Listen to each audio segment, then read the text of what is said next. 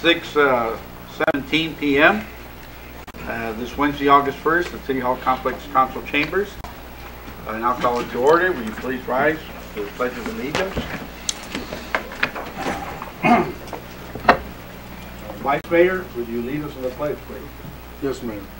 I pledge allegiance to the flag of the United States of America and to the republic for which it stands, one nation, under God, indivisible, with liberty and justice for all. Before you sit down, let me see if Reverend, would you please come to the podium and lead us in the invocation?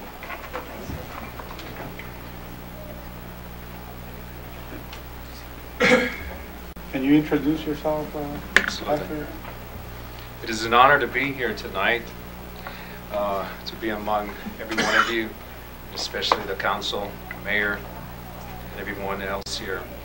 I don't know most of you, but my desire is that the God of Israel, the God that I serve, will give you wisdom and knowledge to do the proceedings of your meeting here today. I have a reflection that I want to share with all of you. It is a reflection of an old friend of mine that was a Holocaust survivor. She wrote this letter.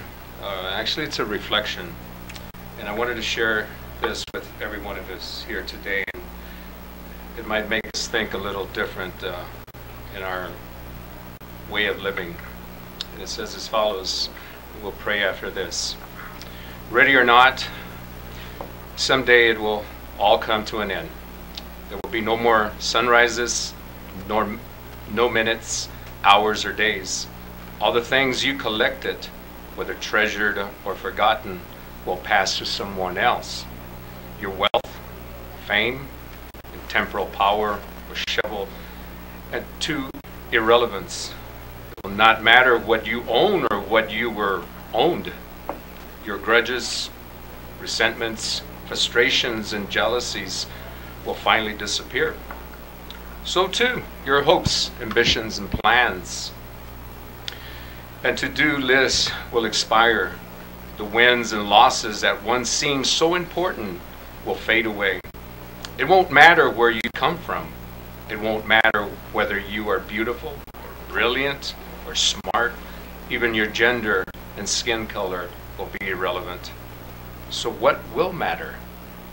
What will matter is that what you bought, but what you built, not what you got, but what you give.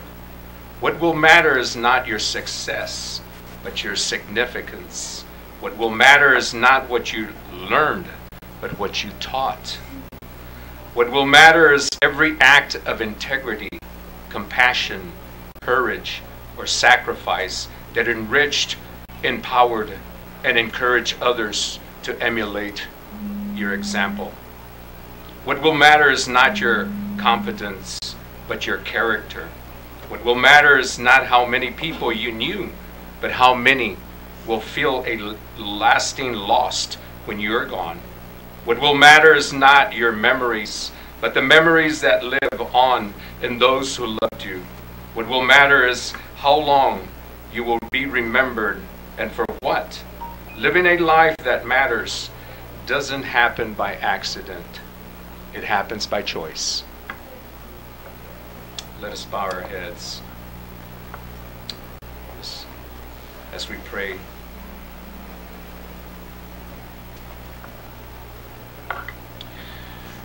Lord, we are meeting today here to conduct matters of business. Guide our hearts and our minds in a spirit of fairness, right thought and speech. Impare your supreme wisdom upon our activity so that our affairs may reach a successful conclusion. Thank you for being our source of guidance today. Dear God, we seek your help with our affairs today.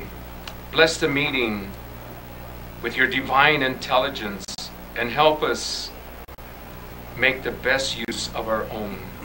We are of diverse opinion here, yet we wish to mend our differences and reach agreement satisfactory to all. Please share a little of your wisdom, dear Lord, with us to help us do right by all concerned. Thank you for your heavenly blessings. Amen. Thank you. Thank you so much. God bless you. Thank you. You may be seated.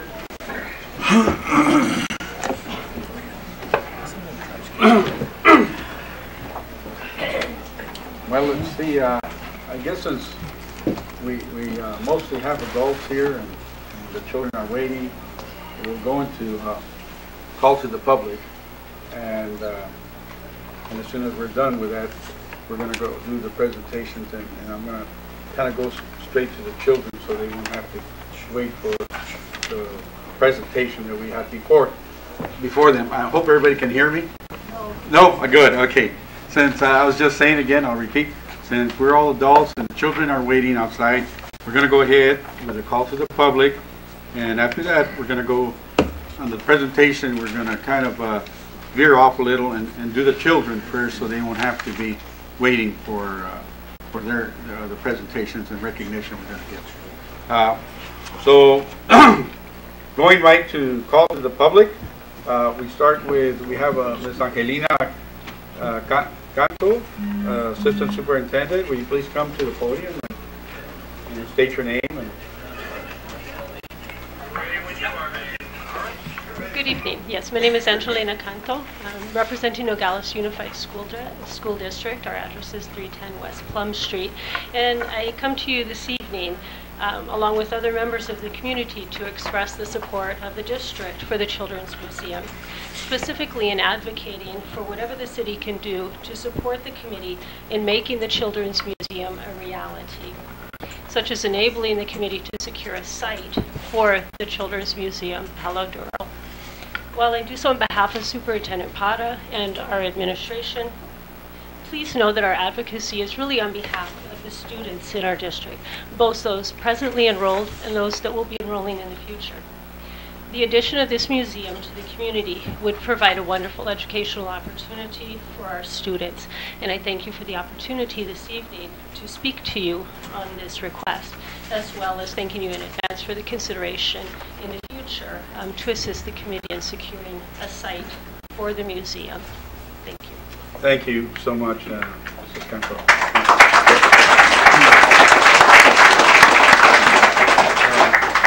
Next, we have Mr. Alfredo Guevara, MD. Would you like to come up to the podium, please?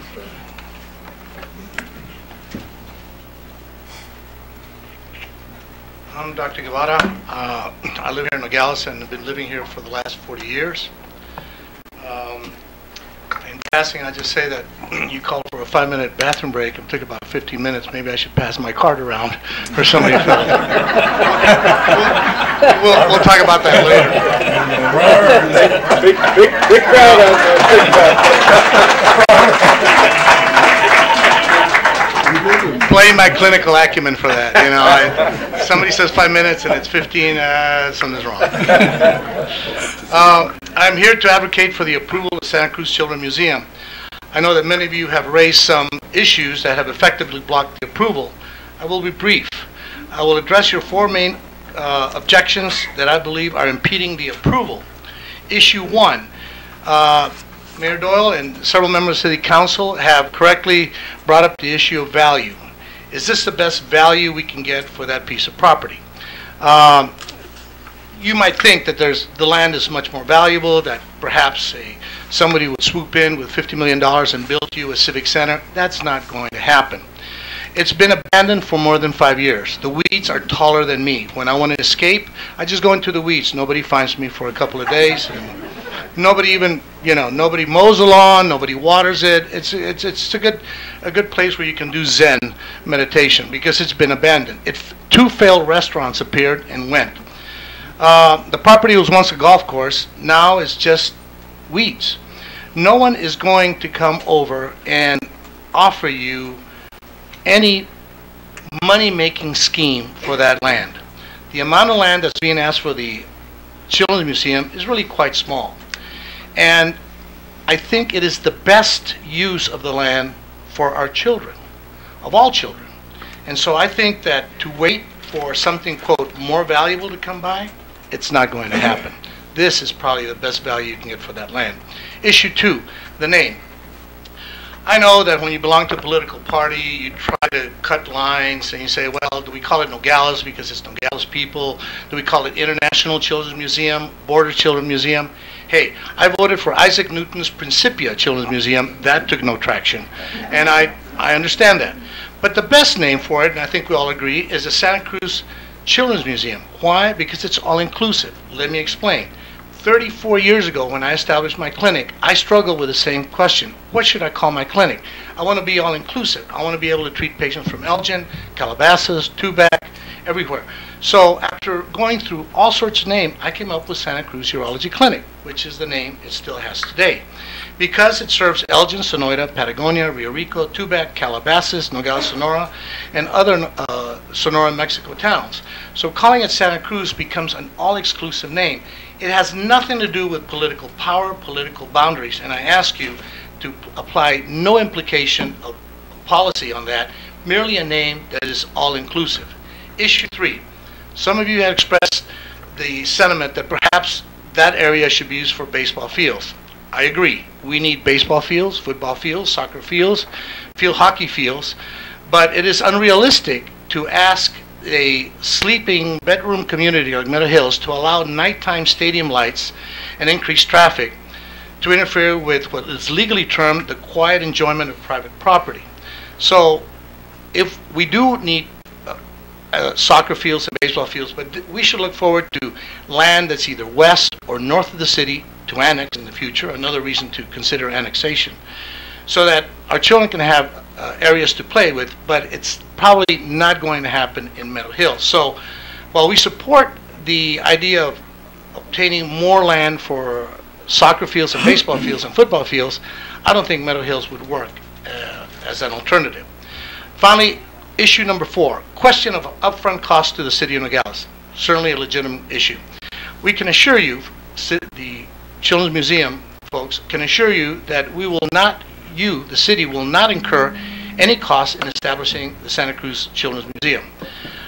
I add that the Santa Cruz Children's Museum will have a STEM, which is Science, Technology, and Engineering section, which will enrich the life of all children. You know, recently, and I understand that you want to know if it's going to cost you money, will it make any money? Recently, we had the Little League tournament. I went throughout the city and just happened to go to the theater where I saw 75, 100 people who were not from Nogales come over and go to the movies. I saw them at restaurants, I saw them at gas stations, hotels, you name it. Why did they come here? They came here because we invited them because we have an activity, baseball, Little League baseball. And I think that if we do this, we will foment business in Nogales. Imagine, kids from Elgin, Sonora, come for a field trip. They have to eat. Their parents want to fill up their tanks. They have to visit, so they will spend money. It will foment business. So when visitors from all these towns, Elgin, Sonora, Patagonia, Tubac, Calabasas, Carmen, Rio Rico, Nogales, Sonora, and other towns, come to the museum, these visitors will spend money and foment business in the community. With that, gentlemen, I ask that try to let go of the nearsightedness that has, come over this issue, and finally approve the Santa Cruz Children's Museum. And I think you'll find people with posters who are right behind this. This is a wonderful thing for the entire city. And I've been asked, not my idea, although I wish it were mine, that the elections are coming up on the 28th of November, and this is a critical issue.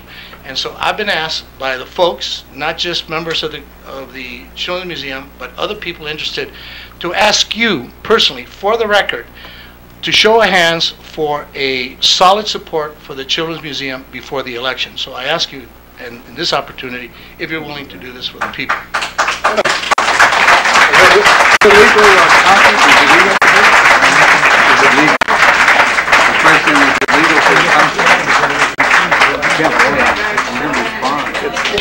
Okay, it's just a response, not a vote. Yeah, well, not a vote. This is just a verbal response. We're literally holding your feet to the fire. And the thing is, Doctor, to ease your fears, A lot of the issues that you brought up weren't really issues that were.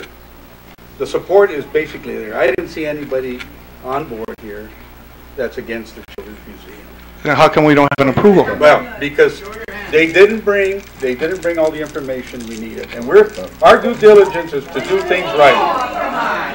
Did we have all the information we needed, Doctor, to make a choice at that time?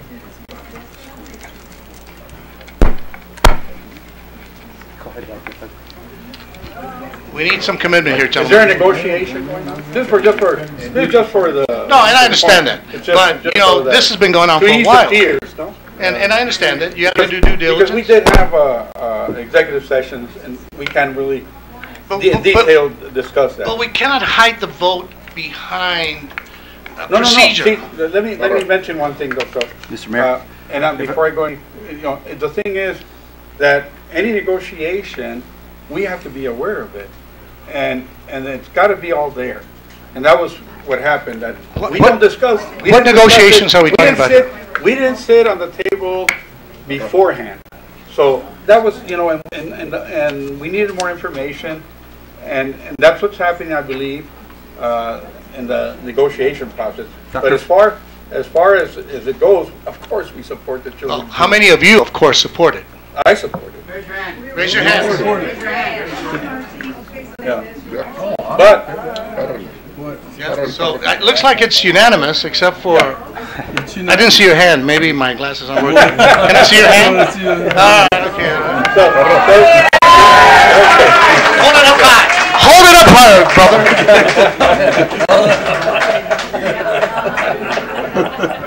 Mr. Mayor.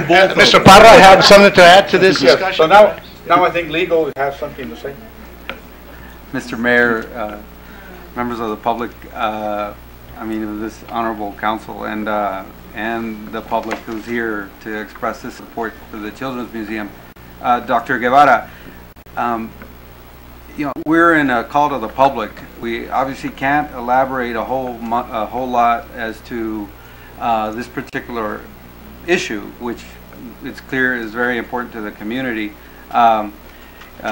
Mayor can allow staff to elaborate a bit and respond to this concern, this criticism to somewhat with regards to a failure to act on this particular issue. So as the city attorney, I feel obligated to respond to the request from the public, and perhaps the city manager will also respond as part of the administration for the city of Nogales. I will tell you that from a legal perspective, there was a discussion in executive session that the response that I received from mayor and council I can't share with the public. However, I can tell you that with respect to the legal side of things as it pertains to the Children's Museum, the issue comes down to whether this museum is a public benefit. And that's the one thing that has to be first taken up by mayor and council. They are, of course, now apprised of whether this Children's Museum is a public benefit. In my legal opinion, it is a public benefit. The second analysis that has to be considered by mayor and council is the consideration of this public benefit. And when I say consideration, I refer to the worth of this Children's Museum. And so that is the analysis that is currently taking place by the city manager's office. We don't have an economic development director, unfortunately, that works for the city of Nogales to assist the city manager with a due diligence effort. However, he does have a team in place that does help him take on that or consider the value of a children's museum to the city of Nogales.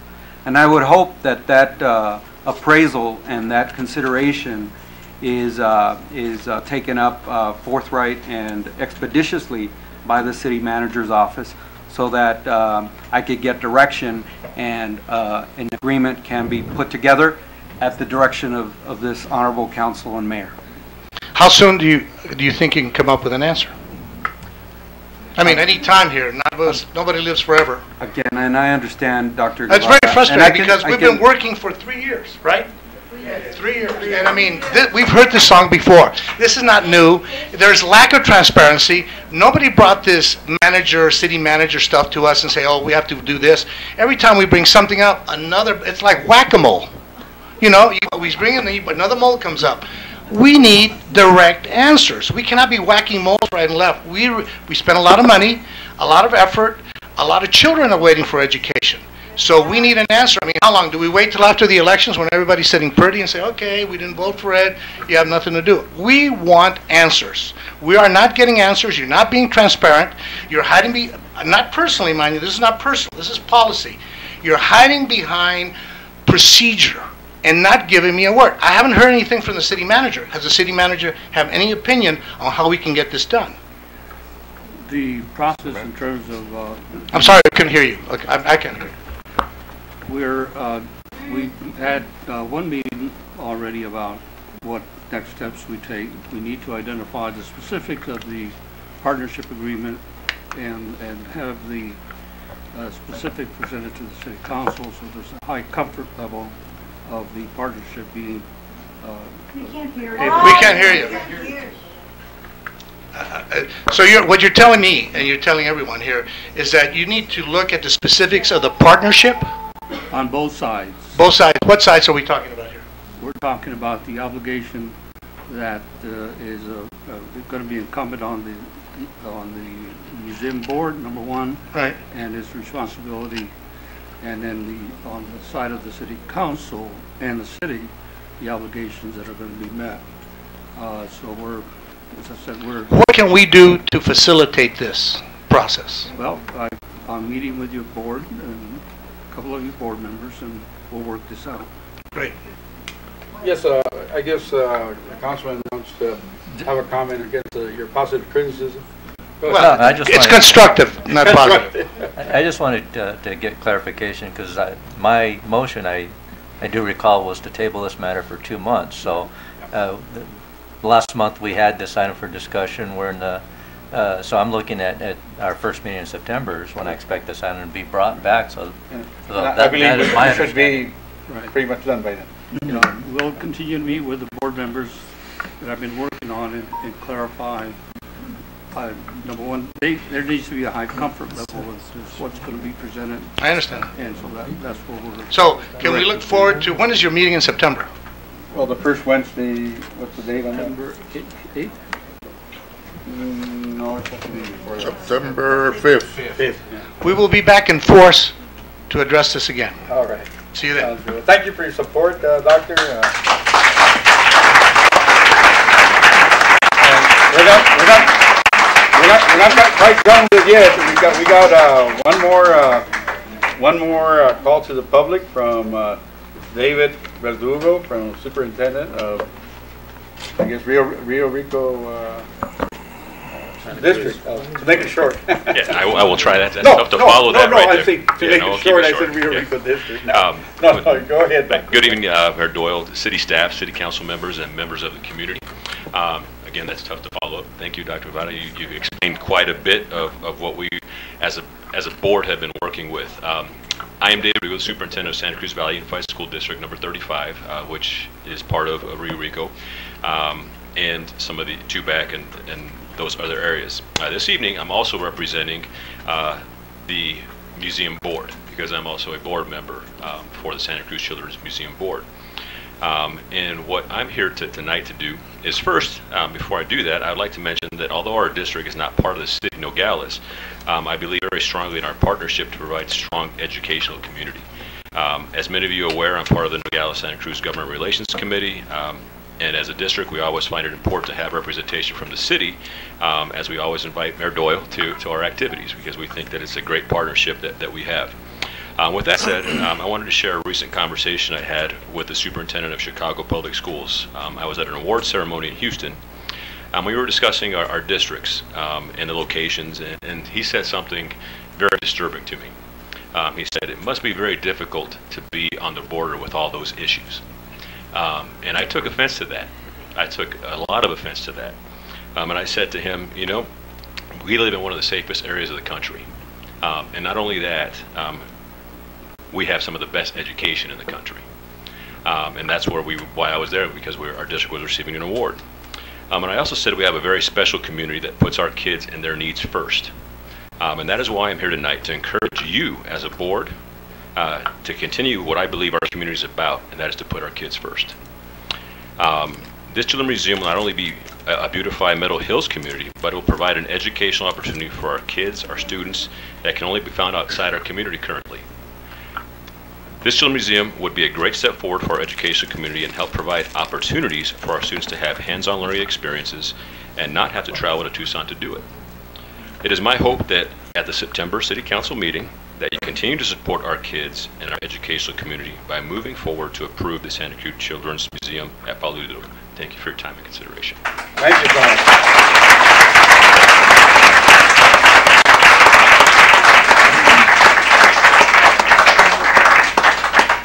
Thank you so much for all your points of interest and views. I think you don't really have something to worry about. Just that because of the, I guess, the executive session, we couldn't come out right away and give details about what's going on. And the details are still left there, but as far as the support goes and everything, it's there. So it's a matter now of just getting the final version of the contract or agreement, and then it'll be presented at the next meeting. I think you'll have the desires of your heart. Unless half of us pass away and we don't have a quorum or something. but no, we're very supportive, and that's been the case. It's just a thing of miscommunication that we can't come out and be forthright at this point. By September, we will. Thank you. Seeing that, we have calls to the public. Now we're going to go into our presentations, and at this point, we're going to bring the children that we're going to recognize. We have a presentation of certificates to the Nogales National Little League Baseball 8 to 10 division for their Arizona State champions of the 8 to 10 division for 2018.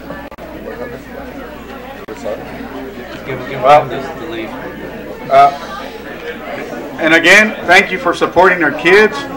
I see that a couple of minutes extra would have really helped them to be recognized.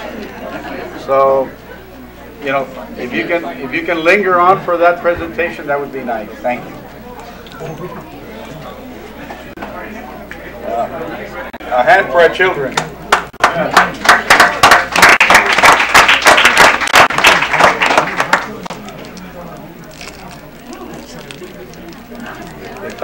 They talk about supporting the kids and then they take off. We should have done the kids and then should have done the kids first. No, pero como no vienen aquí, pero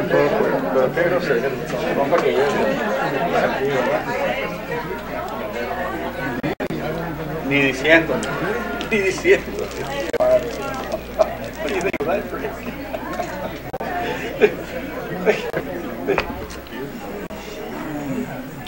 They come and tell us about supporting the kids. I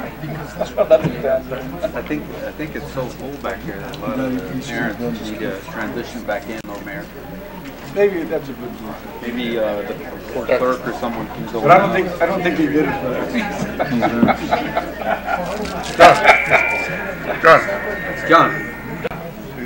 John. Can you bring the kids? Can you bring the champions in, please? The state champions. And ahorita, okay, good. We'll leave it at your discretion there. No, se hacen bolas, la gente se hizo bola. Todavía. They're blocking the passageway. They're not being considered. You know, the kids should be supported. And it would have been nice if everybody would have stayed and supported them. Thank you, folks that stayed behind to support our children, because they're the 2018 state championships. This is only the second time that Nogales gets that honor, wins that. These kids are one of those teams that's bringing the title back to Nogales, and we're very honored to recognize them. And thank you for staying here and supporting that. Thank you. They'll be coming in now. Here they come. There we go. All right.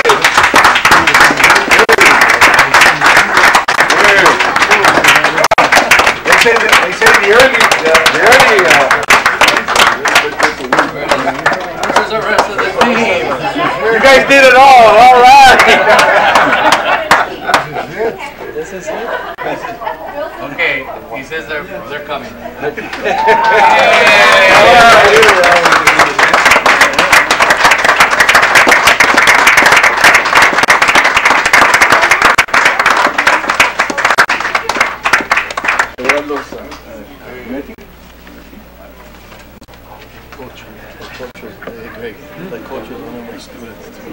Everybody was one of your students.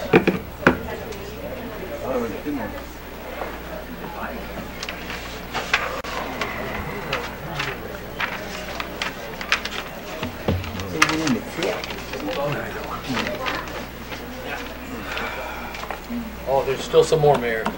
Coming in. Yes. All right. John said there's still You some gotta more. let the parents come in. And, okay. There we go.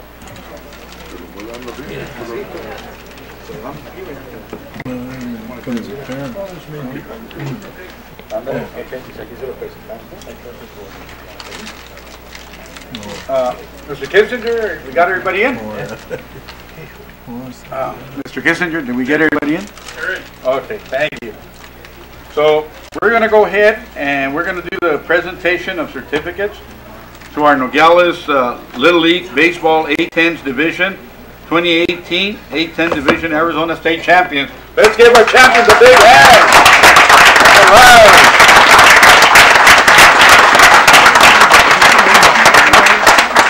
All right. We're very honored to recognize you guys. You're the second team that does this for the history of our city that goes and brings a state championship in this division, in this, I guess, in this age group. So thank you so much for your efforts. Thank you for listening to your coaches and your parents and being so dedicated. And you know, that's what it takes. It takes all that support, the love, the support from your parents, your coaches, and the community. And you guys went and did it for us, and we're grateful. Thank you so much. And we want to give you a certificate of achievement and recognition for your efforts and for bringing the title home to Nogales. Again, we're going to go ahead and start with manager Jesus Olivares.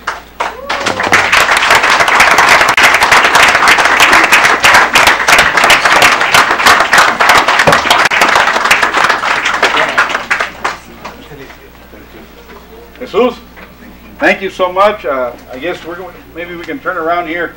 I want to get a photo here of the certificate, and we're so proud of all your efforts that you've done. Thank you. Thank you.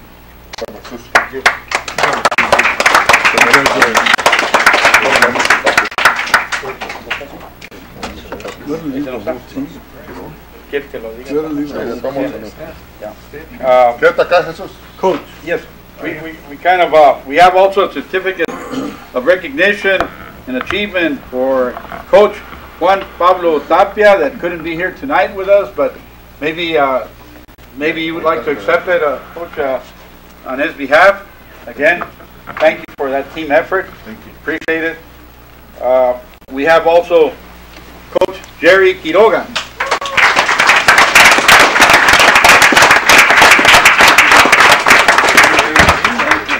Thank you. Again, Jerry, thank you. Thank you. A little picture there for the book. All right. Thank you very much. Thank you. Good job, Jerry. Thank you. Appreciate it. Congratulations, Jerry. Thank you. Thank you. Thank you. And then from the players of the 8 minor league division, champion Diego Gomez.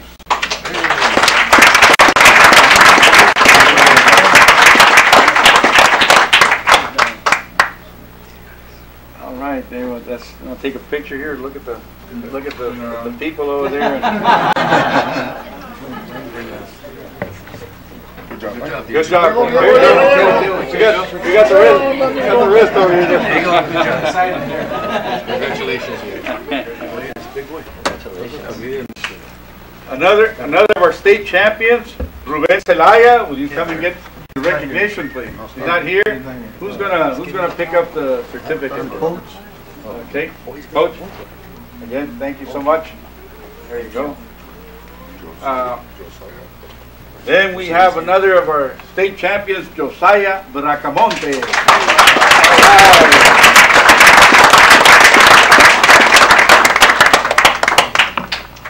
Way to go, Josiah. Good job. And here's your recognition, and you can continue. Josiah, good job. Congratulations. Congratulations. Juan Pablo Jr., no? Tampoco. Juan Pablo Jr. No. Okay. You wanna hold it for him, or we'll just hand it to the coach? Okay. We're gonna go ahead and we recognize another state champion, Juan Pablo Tapia Jr. I guess with his dad couldn't be here tonight. Thank you so much. We also have another of our state champions, Axiel Garcia. All right.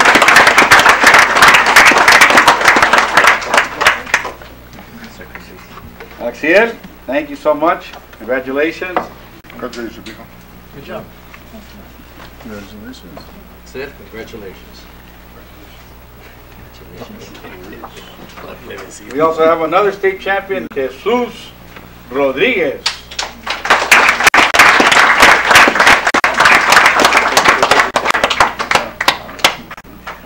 Jesus, congratulations. There's your recognition. Felicidades. Jesus, good job. Thank you. Congratulations. Jesus, congratulations. Congratulations.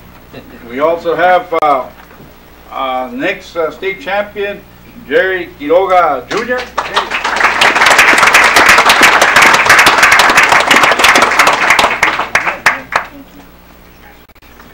Jerry, congratulations.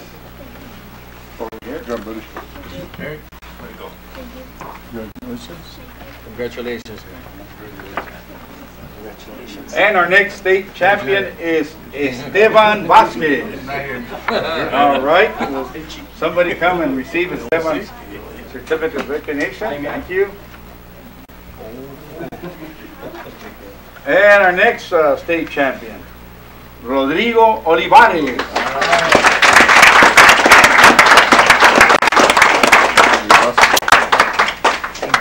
Okay, Rodrigo, there you go. Rodrigo, Congratulations. Rodrigo, congratulations. Congratulations. And our next state champion, Aidan Vaso. All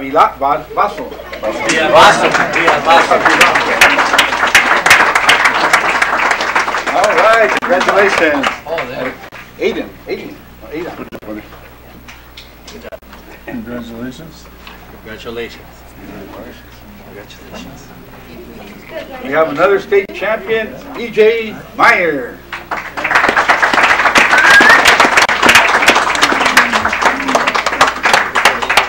Congratulations, E.J. There you go. Good job, buddy. You got training. We got another politician on the page.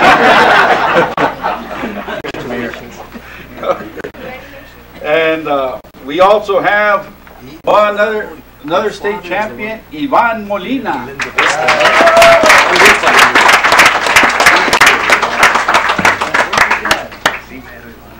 Ivan, congratulations. Here's your recognition. Good job, man. Did he come? Congratulations. Congratulations. No están? Congratulations. We have two other state champions who weren't able to be here tonight. Marco Serrano, and yes, let's give Marco a hand. And we also have Max Manson.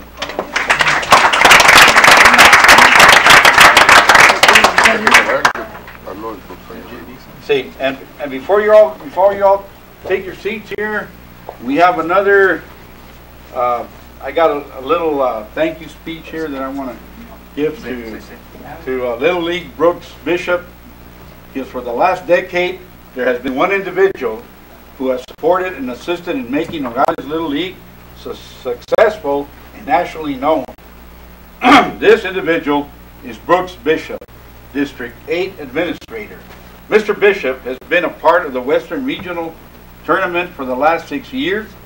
He has also assisted in 2 senior baseball tournaments in 2011 and 2015, 1 senior softball tournament in 2016, and 6 intermediate state tournaments, all which took place here in our community.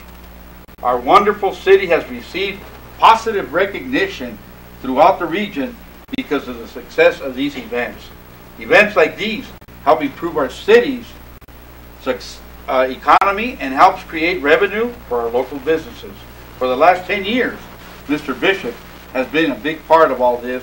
On behalf of Nogales Little League, the city of Nogales, and the people of our community, we would like to thank you all for your help, hard work, and support you have given our community in Nogales National Little League. Mr. Brooks, will you please come up and accept this flag? Brooks Bishop, Arizona District 8 Little League Administrator, with a sincere gratitude for his support and commitment to Little League baseball program, the Nogales National Little League, and the city of Nogales, given by the mayor and council. We really appreciate what you've done for all our children here in Nogales, because you have raised the standards, and because of this, our kids can continue to be champions. They bring back championships, even the ones that went all the way and brought the World Series national title by beating Japan 4 years ago. Thank you so much for all the great work you've done for us. Thank you.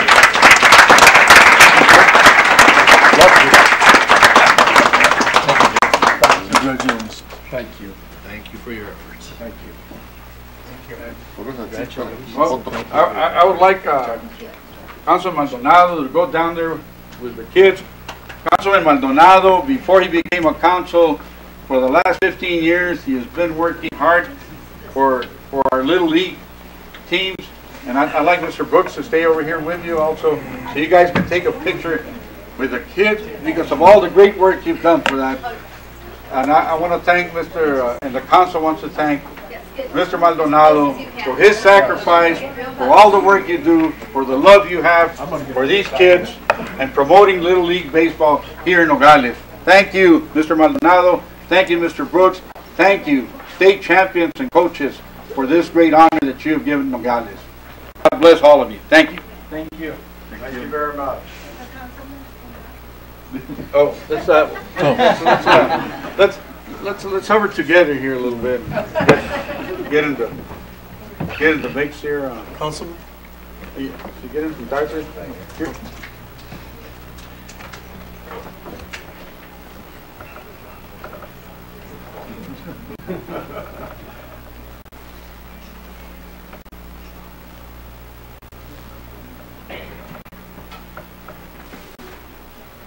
Good job. Thank you. Thank you, guys. Thank you. Thank you very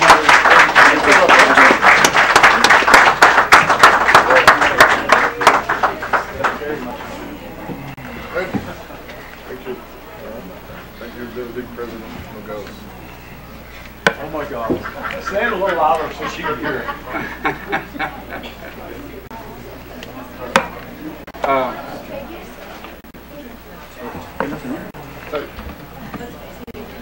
You know, we also have to, there's one more person I want to give thanks for that makes it possible for Mr. Brooks to be down here. There's his gracious wife that came down and accompanied him. Will you introduce her? Delanda. Well, she's put up with me for a little over 51 years. Wow. And she supported me for 35 years in Little League and 10 years as the district administrator. And it has been a fabulous ride. This is my wife, Delanda Bishop. Would you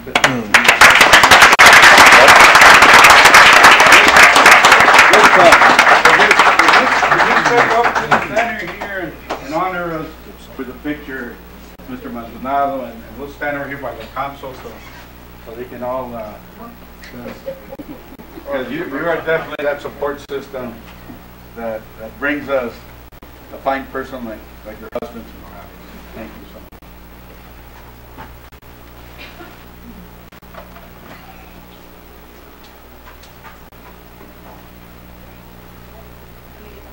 Oh, here's the, yeah, here's.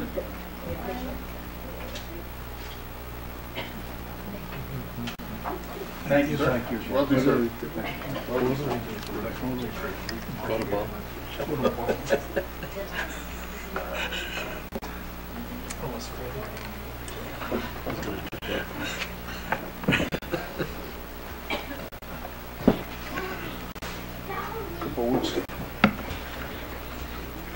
I want to congratulate the kids on a great season. Keep it up. Mr. Bishop, again, thank you for everything you've done for the city. If it weren't for you, we really would have never been even close to bringing in a regional tournament here. And people like him is what makes it for the kids. You know, these 35 years in Little League with none of his children in it makes a big difference. And that's what we need. Volunteers that are committed for the kids. People that do it for the right reason, do it for the kids that to come about and look at something else in video games and stuff like that. But Mr. Bishop has really looked into Nogales as his main grounds. I'm actually just told him right now, welcome to, you're the next Nogales Little League president. But you know, I've told him ever since I met him, which was 10 years ago, if he does 1% of what he does for the kids, I want him involved in Nogales. So that goes a long way. So again, Mr. Bishop, thank you. Ms. Bishop, thank you for letting him to us as much as he does. And let's keep on supporting the kids. Thank you. I think before we wrap it up, for those folks that don't know, also the people that are involved with Mr. Brooks are fine umpires that by far can probably umpire any National League team. They're great, they're excellent, they might even do a better job of some of the professional umpires too. But these umpires actually do it for free. They don't charge. They don't, you know, they're here to volunteer their time because they believe in the youth of America. And we're very fortunate that there's still a lot of people out there that want to contribute to our children. Thank you so much, and please let them know that we're very thankful. I know we thanked them and we gave them some recognition, but I wish they could have been here tonight also. So thank you, Mr. Brooks. Thank you all. Thank you. God bless all of you. These are the kind of presentations I like, but we're going back, and I think we're going back to A. We have some folks here that have been waiting kind of for a while, and A is you know, we'll get that right now. And again, we want to thank you all. Have a great night, and continue to go and be champions.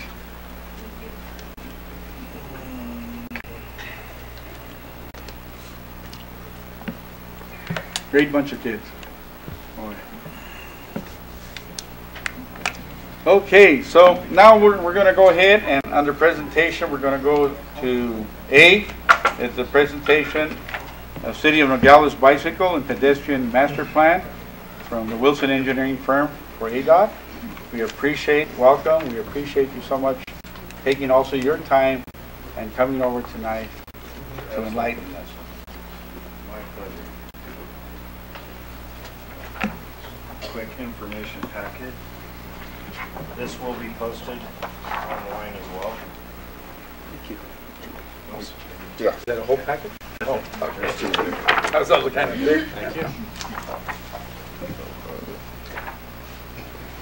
Thank you. Thank you.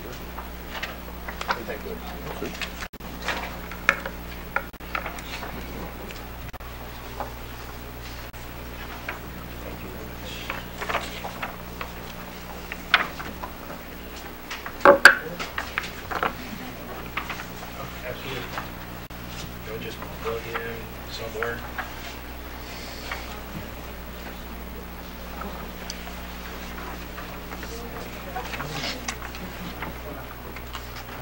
Just right there. Pull this out.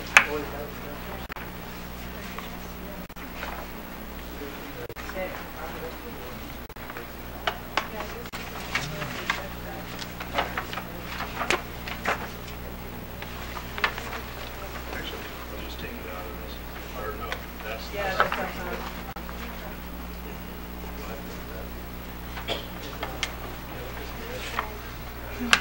Yes, it is. It's just right here. These knives split up. So I'm going to eject this. Yeah. And then I'll pop it back in after. I don't know.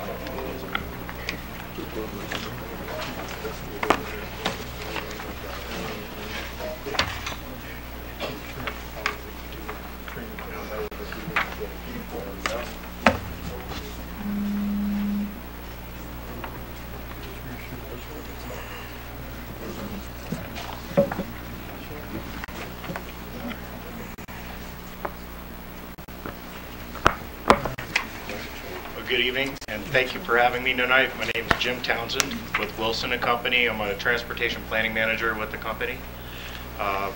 We are here tonight to present where we're at with bicycle and pedestrian master plan. Juan Guerrera was able to secure a grant from ADOT to conduct this study, and so this is our second meeting with you. Actually, our third update. Juan presented one update. I was here back in May, and at the beginning of the process.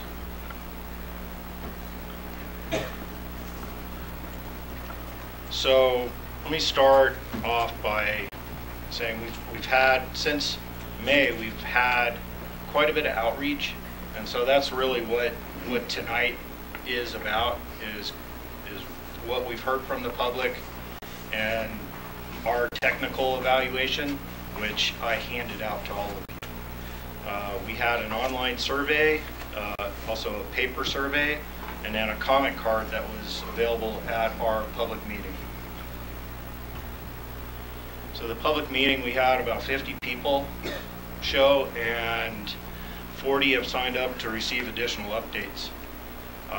We had 36 surveys turned in, 24 in English, 12 in Spanish, and we've had 15 other comments come in that we've integrated into our findings. On the bicycle side, 36% of the feedback identified that they use bicycle as their primary mode of travel. So there is a group within the community who either can't drive in one way or another, they can't afford it, or they just can't drive. So bicycle is an important aspect in the community. Quite a large percentage of the community identified that they ride a bike, but mainly for recreation, so for health reasons and so on. But the primary obstacle to riding a bike are the facilities themselves. Nogales was really developed around the automobile. You know, the roads were designed and constructed with the automobiles in mind. So, you know, like a lot of communities, you're taking a step back and assessing what's out there. So, you know, is there a way that we can manage our system to meet the needs of a broader group? And that's what I'm doing right now. On the pedestrian side, 75% of the respondents said they walk at least weekly, and about a third of them said they would walk daily. Again, mostly for recreation, but you know, the biggest issue or obstacle was lighting, was the gaps, the quality of the sidewalks, and then in our review, it's also the ramps. A lot of missing pedestrian ramps and so on in the community.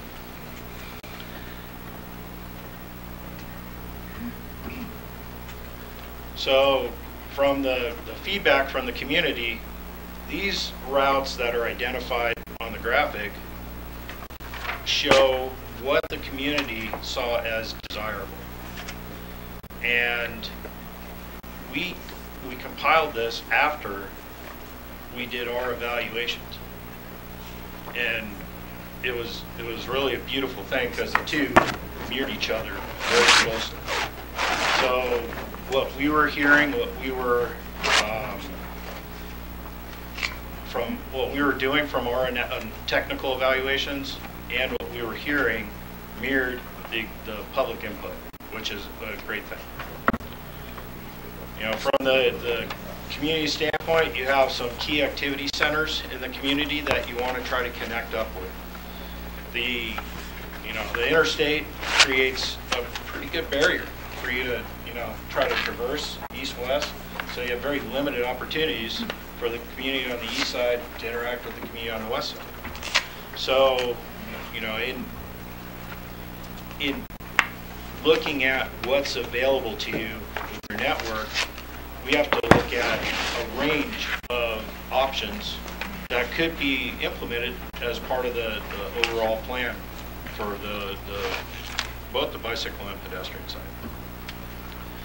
So this graphic on the board shows a number of different facility types, bicycle accommodation types, from sharing the road to striping just the shoulder to having a dedicated bike lane to buffered bike lanes to a path and so on. As you move from the left side of that graphic to the right side, the percentages on the top represents a typical population. And these percentages were developed out of Portland, but I did a project out in Kansas and it mirrored these percentages. So the community, there's some group of the community that do not feel comfortable sharing the road with cars. They want their own facility, or they want their own space on the road. The great thing is, you as a community have some space on your roads that could be used for bicycle facilities. We went through a technical evaluation that looked at the level of stress related to traffic. Vehicle speed, on-street parking, traffic volume, number of travel lanes, the number of traffic signals, and the roadway functional classification. There's a hierarchy of roads on your system. You have your local residential roads, the collector roads that collect those cars, move them out to the arterials connect to the highways, and so on. So as you go up in functional classification, the function of that road changes from moving, I'll say, connecting people from where they live to where they want to go, to just moving cars, moving commerce, moving you have a lot of trucks in your community that it's an important aspect of the community. So maintaining the level of importance of those facilities as they've been set up is critical as you evaluate trying to integrate bikes and peds into the environment.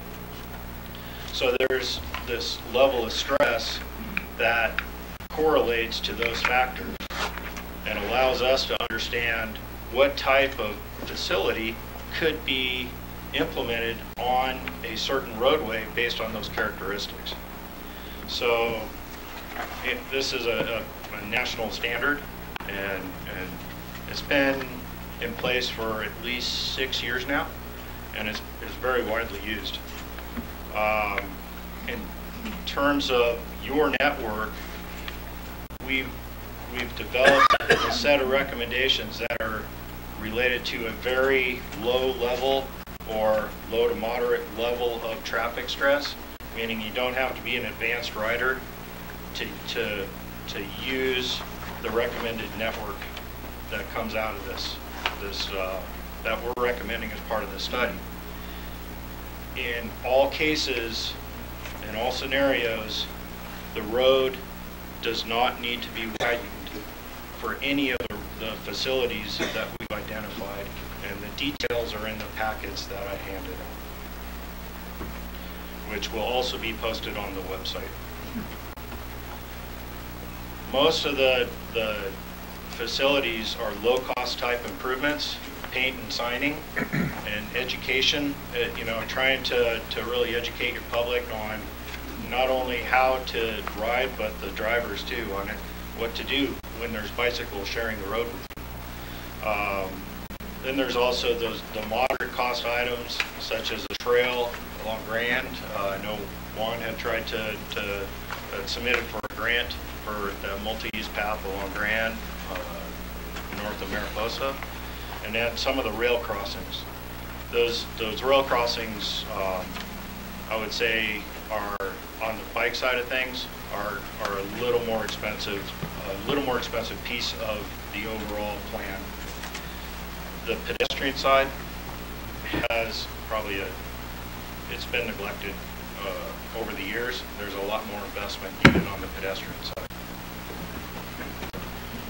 So this graphic, the purple, illustrates the existing sidewalks. You have a lot of existing sidewalks on the system. A lot of them are also very old. They were built before there were standards, certain requirements, design standards for ADA and so on. So this is the draft bicycle network that we're recommending. On the very low volume roads, it's sharing the road. There's a lot of shoulders out there that could be used for just safe bicycle accommodation. There's also space on some of the wider roads for dedicated bike lanes. And again, the details are in the packets that I handed out. These packets will be made into boards and shared at a future public meeting. So we just wanted to give you a heads up prior to that public meeting. We looked at bicycle-related crashes on the system. Most of them are on the, you have a couple on Grand, and then one right down near the border. When we started this process, we identified what we were trying to connect to, those activity centers in the community that really made sense from a bicycle perspective. Different parks, activities, and so on. And you can see that we're connecting with all of them except for the 189 port of entry. This map demonstrates where the schools are and the proximity of the bike routes to the schools, so you can have safer accommodation for students if there's a opportunity to ride to school. Also in our feedback, there were a couple areas that identified existing trails that are being used by the community, but they're not designated trails as city-owned trails or whatever. So I just wanted to bring that to your attention as a potential opportunity. Our schedule, we're about 2/3 the way through the process. We're looking at a public meeting in October, probably early to mid-October, and then we'll come back to you after that public meeting if that's acceptable and provide the feedback we heard and our final plan recommendations.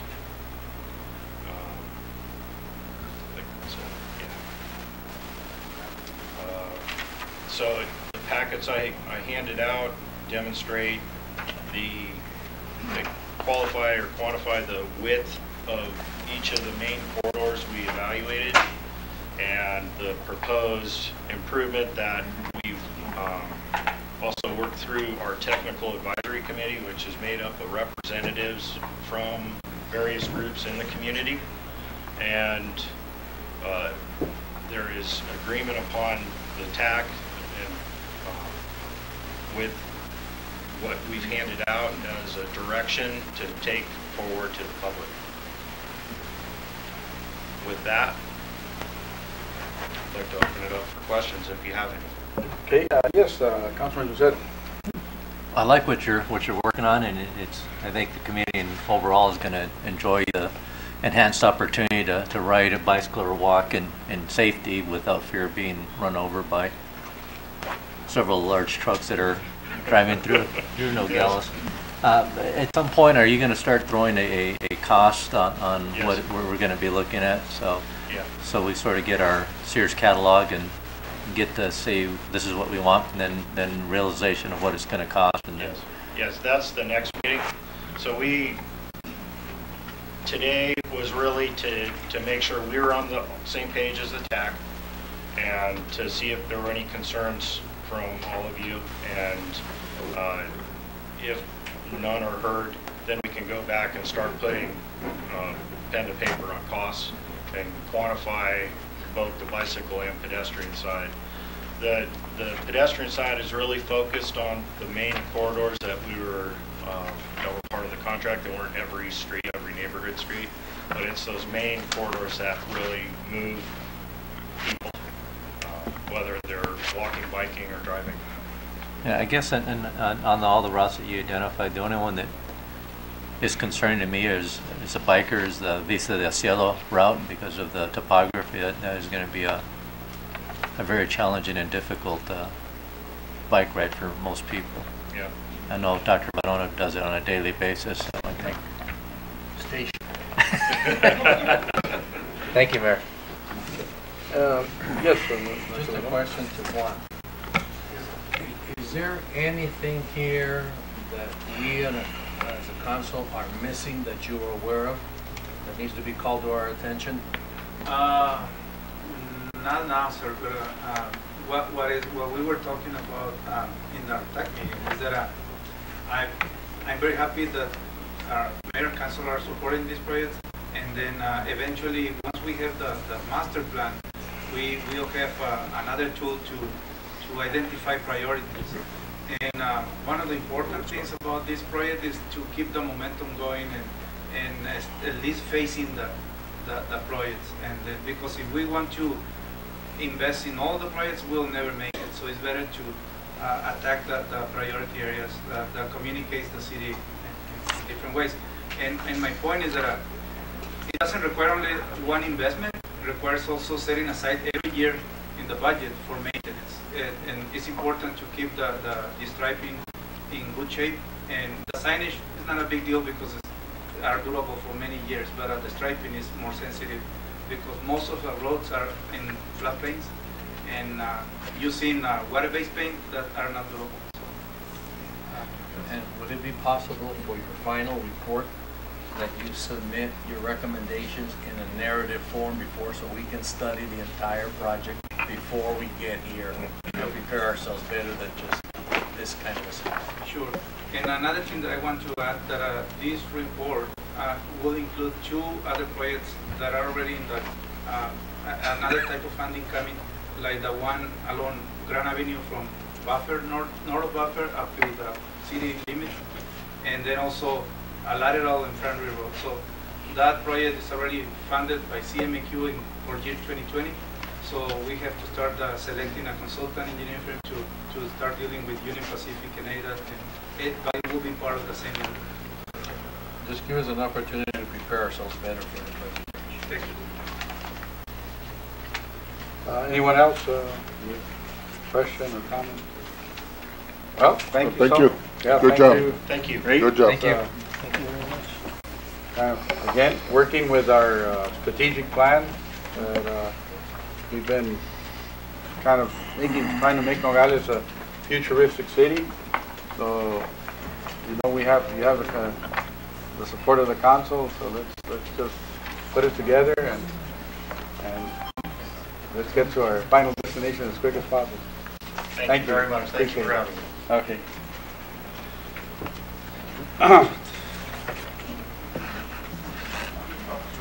Now we go to, I guess we have D, the Employee Benefit Trust Plan Report. I guess, well, give you a little moment, I guess, to kind of clear up here. There we go.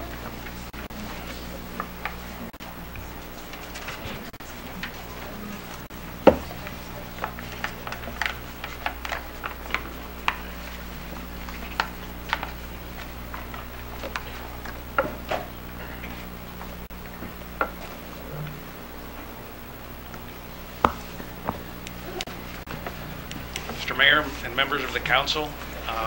Before this presentation, I just wanted to introduce the team that makes up the EBT Board of Trustees, as well as the team that pretty much guides the Board of Trustees. We have with us our third-party administrators who are here. We have Jake Seltzer, and then we have Anna Wedwick as well. And then from our team of our broker is Eric Rustend, and then we also have Jennifer Aragon here to just to kind of be here in the event that there would be any questions. I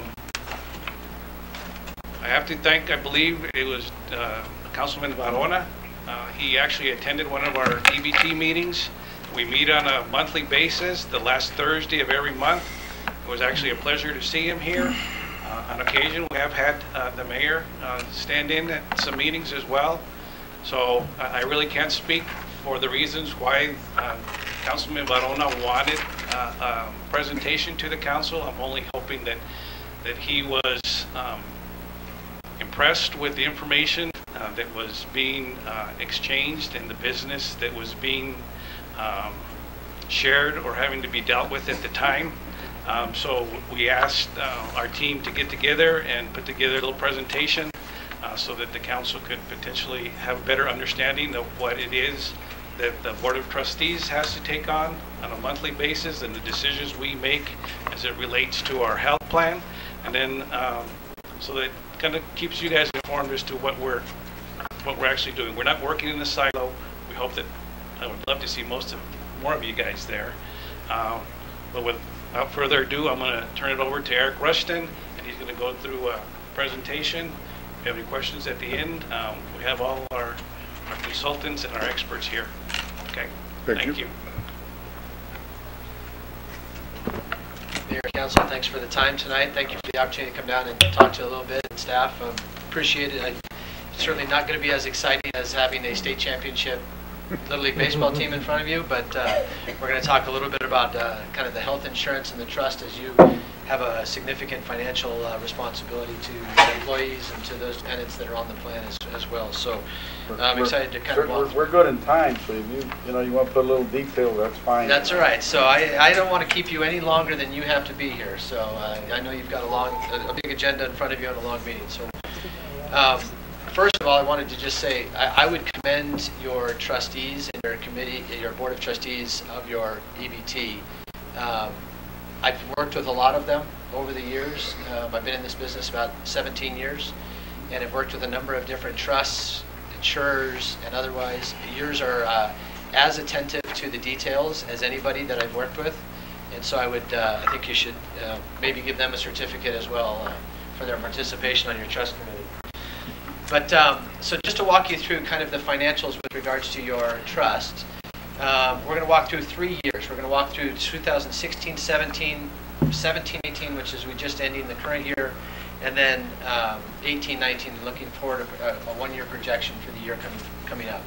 So in 2016, 17, contributions are those contributions that come from both the employees and the funds that are deposited into trust by the city on behalf of their employees. So you had $3.45 million in deposited into trust. That year, in 2016-17, you had about $3.6 million in claims and fixed costs, which resulted in a net deficit of about $113,000. The stop loss recoveries, you'll know that your trust is protected by stop loss insurance. In the event that you have a large claimant, it is protected at a level that provides you some reimbursement if that claim gets to be too excessive.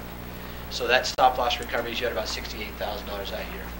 If you take a look at this most recent year, you had $3.4 million, approximately the same amount of contributions that came in from both employees and the city. You had just over $3.2 million in claims and fixed costs, and another stop loss recovery of about $15,000, which created a net surplus of about $193,000.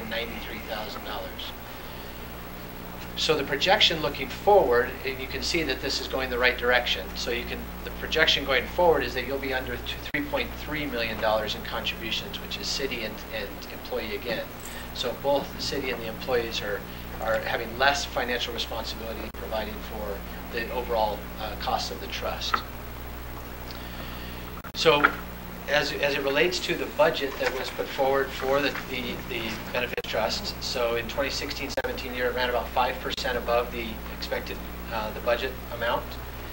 In 2017-18, it ran at 17% below the budgeted amount, and we're looking that that will continue to decrease this year. So it's projected that it'll see another decrease this year from 2016 and 17 and 17 and 18.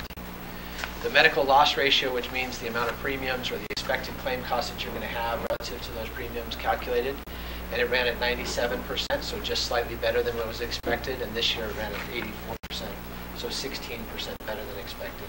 These are all the right trends that you want to see. These are not being seen by many employers in the industry of healthcare, providing healthcare for employees. You're seeing still annual increases of 7 to 8% a year, and pharmacy costs that are driving some trusts to be upside down from a cost perspective. So as I mentioned, it's going the right direction. So you've seen about a 10% decrease in cost in the last 2 years on a per employee per month basis. So for every employee that you add to as an eligible employee on your benefits trust, you've seen about a 10% decrease in that cost from 16-17 to the projected 18-19 plan year, which is, like I said. Yep. Intervene a little. Yep. Is that because we don't actually provide now for the retired families? Does that help on that? That has helped. So some of that. How about our international insurance policy? Yep. And you'll see slides on both of those. So both of those are decisions that the trustees made, which were beneficial to the overall financial stability of the trust. You also have the implementation of a wellness program that was started last year that engaged a number of your employees so that you could better manage chronic conditions so that they did not become large claimants. So your overall health of your population insured by the plan has gotten better over the last 2 years as well. Thank you. So to your point about the retirees, so in 2016-17 you had the average monthly enrollees on the plan were 73 retirees. For 2017-18 that's now 47. So as we know, as you get older, unfortunately healthcare costs are continuing to escalate at a significantly rapid pace. And so retirees, generally speaking, will help drop the costs of the plan if you have less participation from those retirees. It also is important, though, that those retirees have an option, right, coverage. So it's helping them know where to get their services and that there are other options out there for them. Medicare, state retirement plans, or other resources. So the International Medical Solution, you mentioned as well, in April of 2016, you implemented the IMS Provider Network, which is a cross-border solution for a network of providers for medical, dental, and vision on the other side, and pharmacy as well. That has helped drop your claims significantly because of the fact that you're spending significantly less for claims incurred on the Mexico side of the border versus those incurred here in the United States. You also have a broad network of providers that have been credentialed and have been vetted and have contracted rates for reimbursement on that side of the border as well. You're able to get brand name medications on that side if somebody's willing to take their prescription across the border and have it filled by a pharmacy on the other side. It's significantly lower cost to them as well as to the trust. You also have transportation back and forth for those members that might want that as well. So it's been an excellent addition to your plan. You now see other employers throughout southern Arizona and the state of Arizona that are now implementing that, some larger employers and some other city and county governments as well. You had, as I did notes in the last section there, is about a 10% increase, maybe a 12% increase in the claims incurred on the other side of the border this year from last year. And that total for claims was about $490,000 in claims on the other side of the border, which would have cost significantly more than that, upwards of $700,000 to $750,000 on this side of the border. So you can see that financially it's much more beneficial. You also have a number of employees and dependents that are more familiar with receiving care on the other side of the border and more comfortable receiving care over there. So they tend to go over and visit, a lot on the dental side as well. Okay. So I mentioned the wellness program. You had a wellness program that engaged or gave the opportunity to engage to all of your members.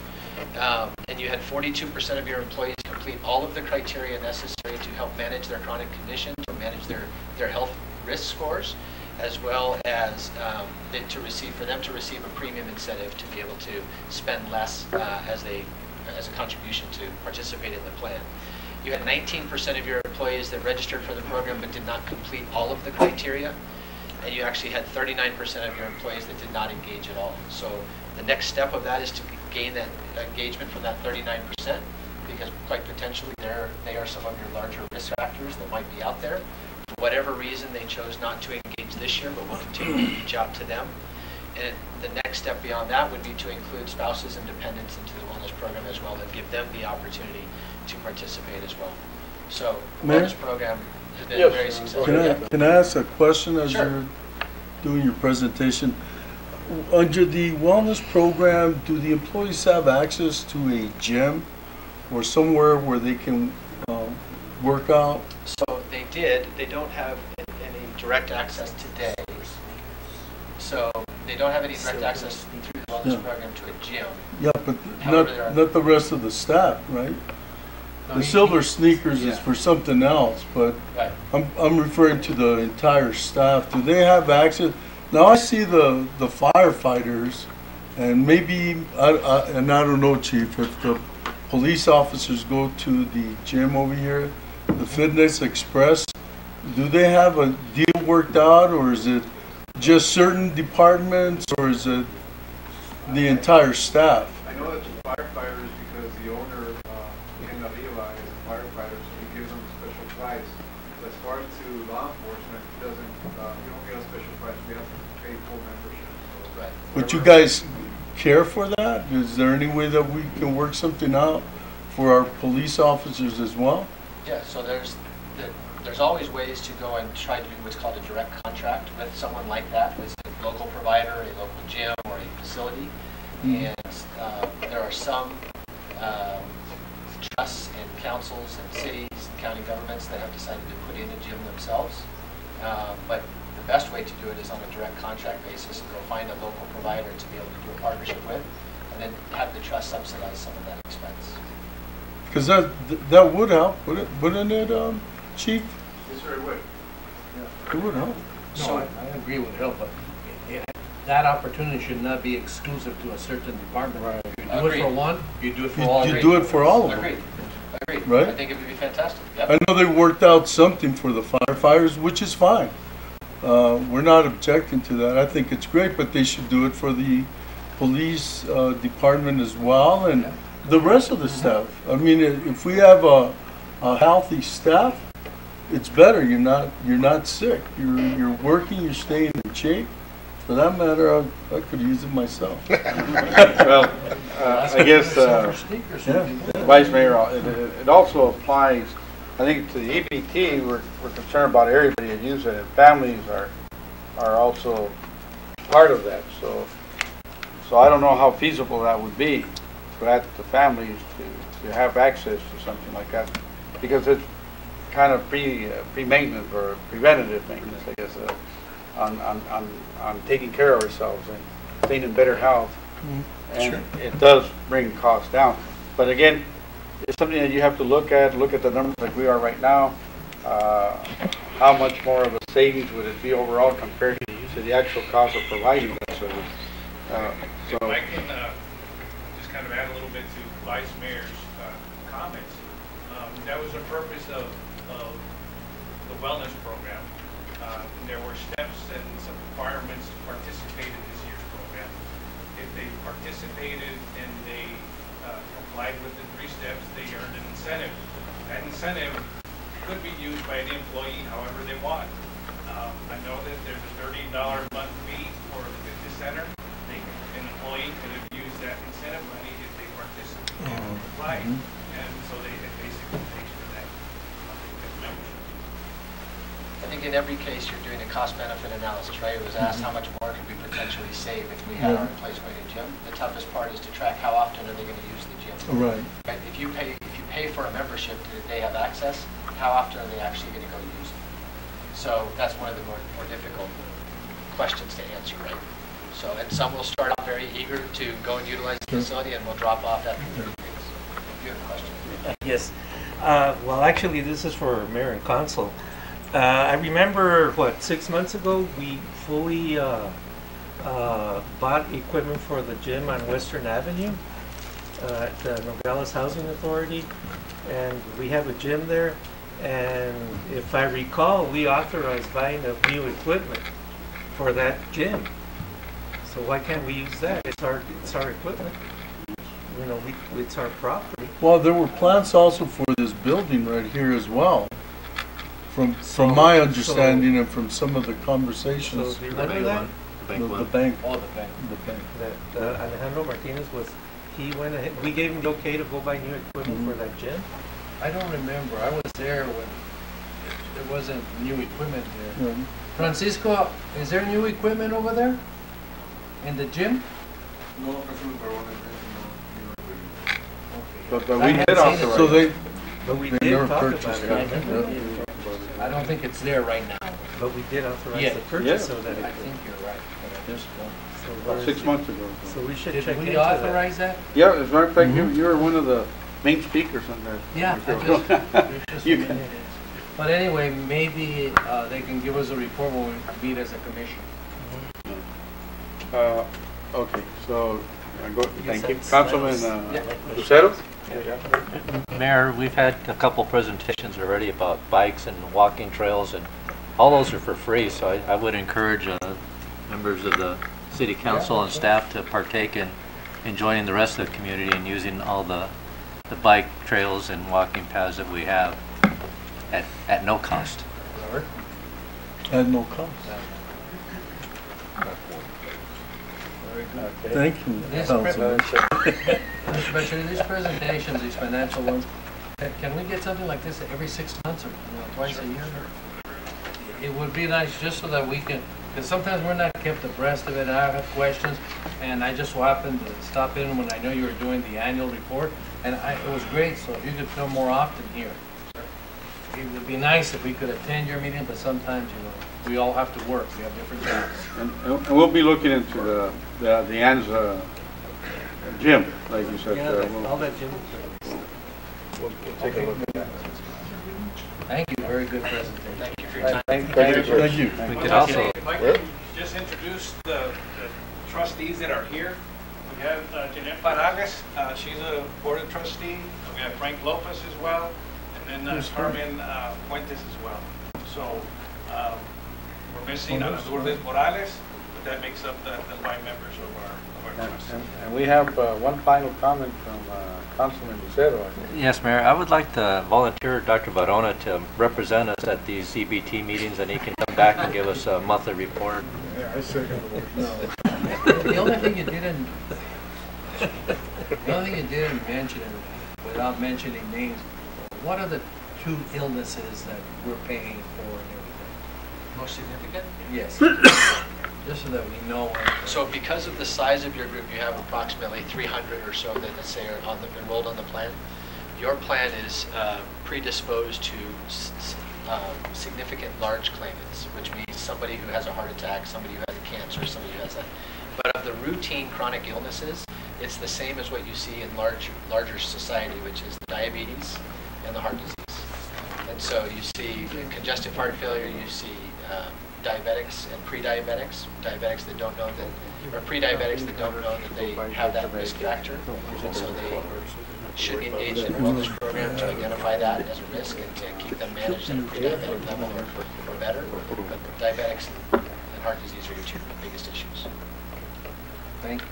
One more question here from Councilman. Yes. The transportation across the border, where is that known by all the employees and stuff? Provided in their insurance packets.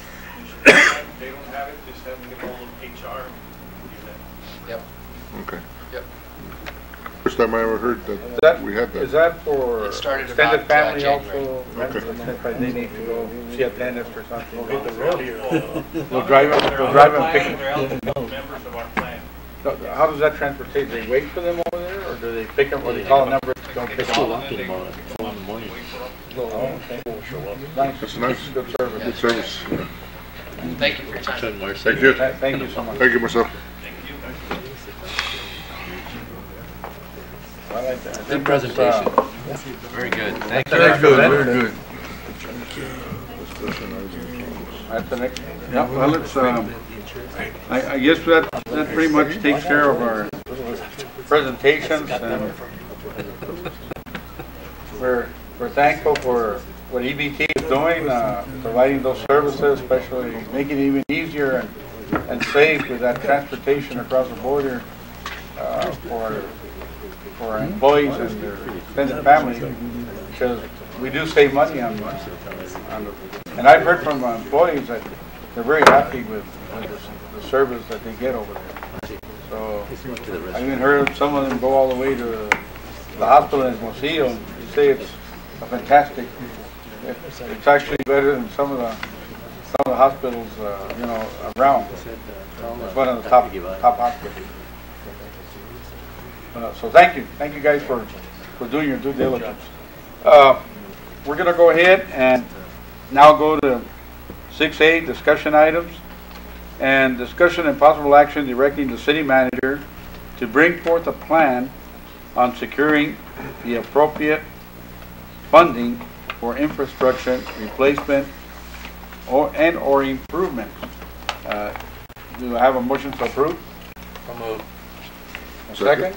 Second. Second. Okay, I open for discussion. Mayor? Yes. Just a discussion, because there was no things for me to study on this issue here. What is it that we're looking for infrastructure and or improvements? What is the definition of that? What are you going to be reporting on? Are we talking about the $15 million for the water lines and everything like that? Yes. Okay. Councilman Barone, I just want to make sure. Yes. It would help if somebody puts it on that just a little narrative so that we know what's going on before. Is that the only thing, or what's the definition of the infrastructure? The infrastructure it doesn't limit itself just to that. Any other what it is, we're going to give direction to the doctor to look into all the costs that the things that need attending and maintenance, and then he'll bring it before us, and we'll get direction on how much, and then he's going to give us a cost,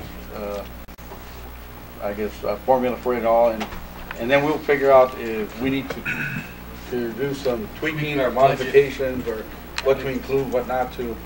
But at least it will give him the direction how do we improve, make this that futuristic city that's according to the strategic plan of bringing up our infrastructure up to par. Again, and that's part of the, I think that's part of the same thing we're all looking at to improve. So this just gives them the direction to get going. We may also have to look at the sewer lines, and so it's not limited to the water, but there might be some other issues. I just wanted to learn on the definition of what it meant, so I have a clear understanding. Yes, Councilman. Thank you, Mayor. At least my definition of infrastructure is going to be all-inclusive, so it would be streets, water, sewer, garbage, facilities, etc., because it's all-inclusive. I certainly wouldn't want to look at continuing to do chip seal and road projects and then come in a year later like we have been doing and tear up a road that we've just paved, because that just drives our constituents crazy when we spend a ton of money building a new road and then we come back a year later and tear it up to replace a water line or work on a sewer line. The other thing is, when you start looking, I assume we're going to be looking at financing for a lot of these projects. We've had discussions on doing a secondary property tax to cover some of these costs. Knowing that we've got other governmental entities that are going to be hitting the taxpayers already. I know the county's looking at rate increase, property tax rate increase, so that's going to, I think they may have already voted to implement that. I know the school district and USD, we're looking at a budget override, which will probably be on next year's ballot. So that's going to be another issue that the voters are going to have to contend with. So just keeping that in mind, that whatever we're looking at for financing that's going to require voter approval is possibly a bond. Yeah. And we're also looking at bonding for school facilities as well. So there's going to be a lot of competition. You know what I'm talking about. It's going to be a tough sell, so just keep that in mind on how we look at structuring financing future infrastructure projects. Thank you, Mayor. Yes, Councilman. I do feel, Dr. Felix, that the sewer line, the $12 million that was that's accessible to us 3 years ago, we still haven't done it yet. You know, the price of construction continues to increase. So let's work on that, because we tell the people we're raising, I don't mind raising like we just raised the water and the sewer rates, but the people need to see what we're using the money for. I would prefer that the people say, I have to pay a little bit more, but look at, we got new lines in here, I don't have to worry about my line or anything like that. Let's show results for what we're asking an increase for. And that's why there's a need to take a jump at this, get going. Yes, I agree. I agree with you. And that's the direction what this is about, so that you can bring it all together as quickly as possible, and let's get it going. Well, if there's no other comments or questions, I'll call for the question. All those in favor of approving this action direction, I guess I should say, signify by saying aye. Aye. Do we need to make it with the new rules? No, we don't, Mr. Mayor, members of council. I don't believe we need to do that. However, you do need to ask for the nays. And I believe you any nays on the council? Seeing none, it's unanimous. So the whole council voted in aye and approval. Carried unanimous. Could we please have, before our next meeting, because what you're talking about, Mayor, doesn't take effect until August the 3rd, but I would like to have a clear written definition of that new law, what we have to do. Okay, because what you said right now is a different interpretation what I'm getting from the community college attorney and the school board attorney. So could you just give it to us in writing so I can check before our next meeting when it'll actually be law? Mr. Mayor, Councilman Varona, I will have that prepared in a memorandum format for the Mayor and Council. Thank you. Thank you. And thank you, Councilman.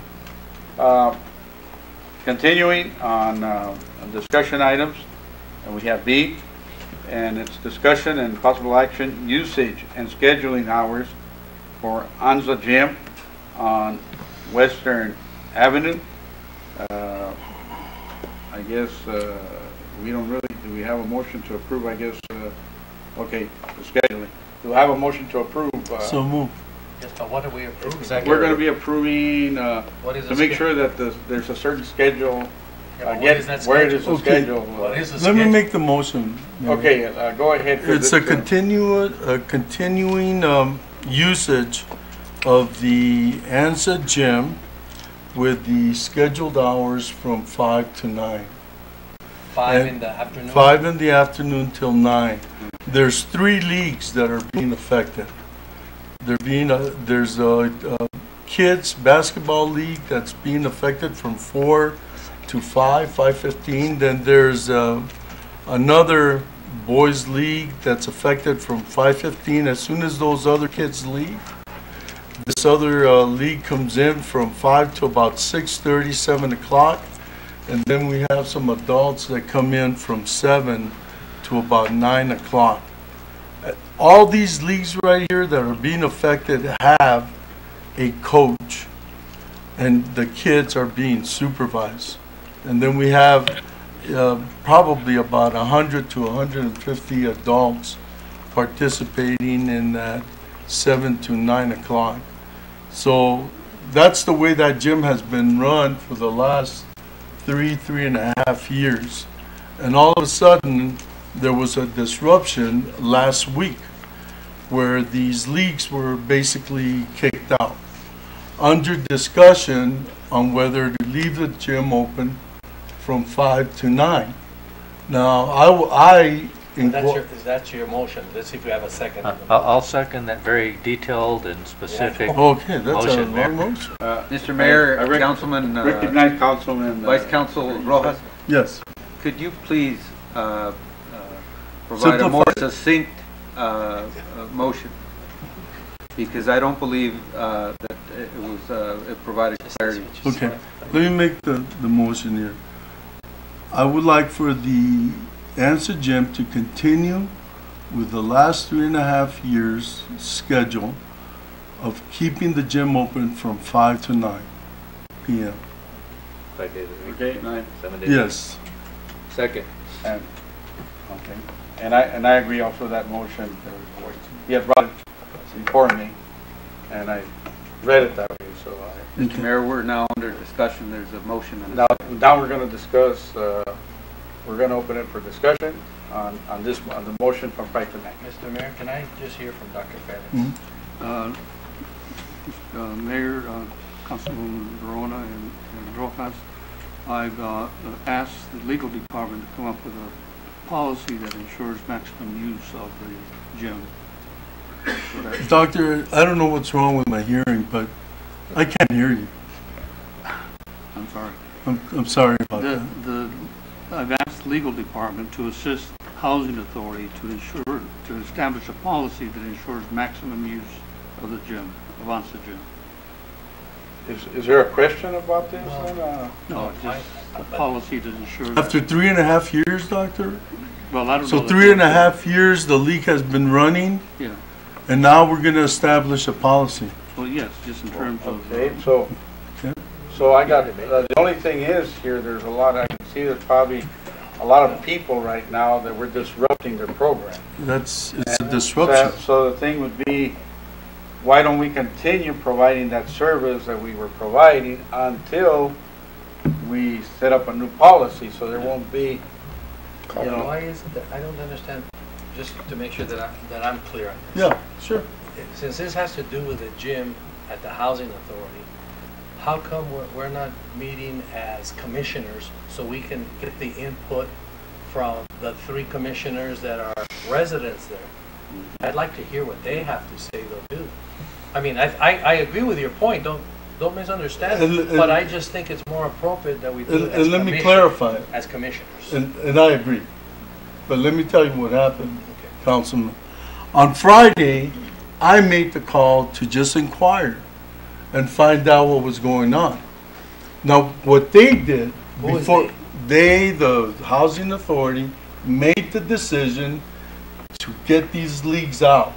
They made the decision without including the commissioners. In other words, they disrupted the kids, the coaches, and the usage of that gym. They made the call without any discussion. But I was told, so what I did is I said, then include me in those discussions and whoever else is interested, referring to the rest of the commissioners. So, well, we're not going to make any decisions. On Monday, as a matter of fact, when we were awarding the employees here, Doctor, I discussed it with you. Is that correct? Right. And it was going to be taken care of. It wasn't. The leagues were disrupted. They stopped them. They closed the gym at 5 o'clock. Whenever that other children's league were done, the rest of them were out without a decision. And that's not what we discussed. So they were disrupted on Monday. They were disrupted again today, and that's when I contacted the mayor and I said, well, let's discuss it. Okay, and that's why I came. So I'm not bypassing the commissioners. Thank you for the clarity. Francisco, did you disrupt that league? Over here so I can hear you. I want to know what's going on. Yeah. Tell me, did you disrupt the league? No, we haven't disrupted any league. What I did is Let me correct you, Francisco. The question to you is that you disrupt the league.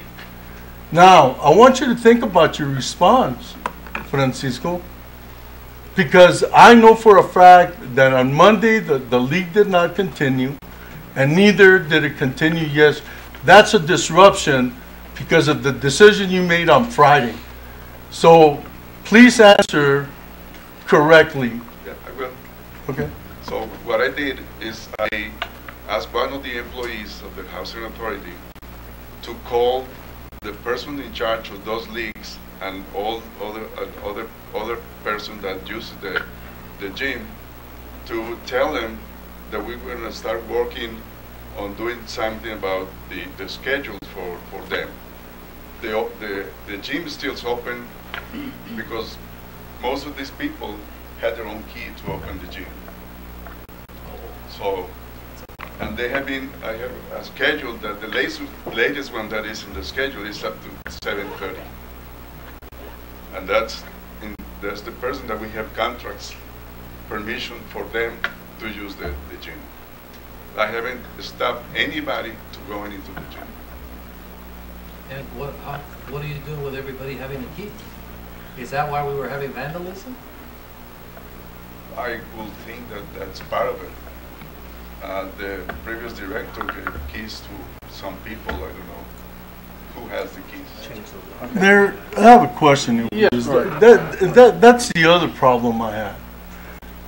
They changed the locks, and I asked to see what the cost is for those locks, because there was a change when Hector was here and he left. Bojorquez, he left. They changed the locks. When Alex came in, Mr. Martinez came in, they changed the locks. Now, from my understanding, Francisco, you were an interim. Yes. So they're going to change the locks again. And I want to know, what's the cost for those locks? For all the doors and the keys?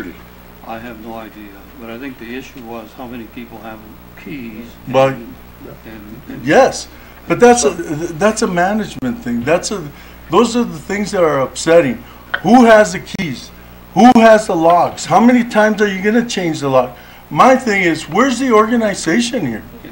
And those decisions that are being made. And let me tell you again, Francisco, there was a disruption because it wasn't planned. You should have continued the way the usage of... Let me finish, Francisco. You should have continued the usage of the gym the way it was, and then you bring it to the commissioners. And then we make a decision. But the whole thing is that I had a conversation with you on Friday. I had a conversation with you, Doctor, on Monday, and nothing came about. As a matter of fact, the way I wanted it was basically take care of it without discussing it here. But then I thought about it, and I said, hey, at the same time, the council and the mayor should know about it. Let's talk about it. The same thing that they brought it on that other call to the public. Let's have transparency. Let's talk about it. But let's make a decision. And again, we celebrated. Everybody said great things about the Little League, the children, all right? And then here's a league where you had kids affected from 4 to 5:30 that are being productive. They're being supervised from 5 to 7 o'clock against some other kids, and then the adults. And let me tell you what the disruption was going to cost, Francisco.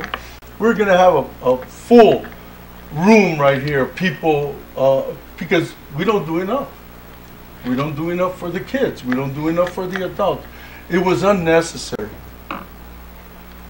Things could have continued the way they were until you brought it before the commissioners and a decision was being rendered. And that's it. I have a question, Francisco. So doing that, of changing locks so other people won't have keys, which is a good idea, but at the same time, I concur with Vice Mayor Rojas that since it's been going on like that, it should have been placed where you could have made the changeover without affecting or disrupting the scheduling of those teams. And what I'm referring to is, now the question is, so how do you plan to have someone open the gym for those hours so that they'll continue to be able to have their games or leagues going on? And why wasn't that implemented at a time where it would have been a smooth transition instead of just disrupting the service?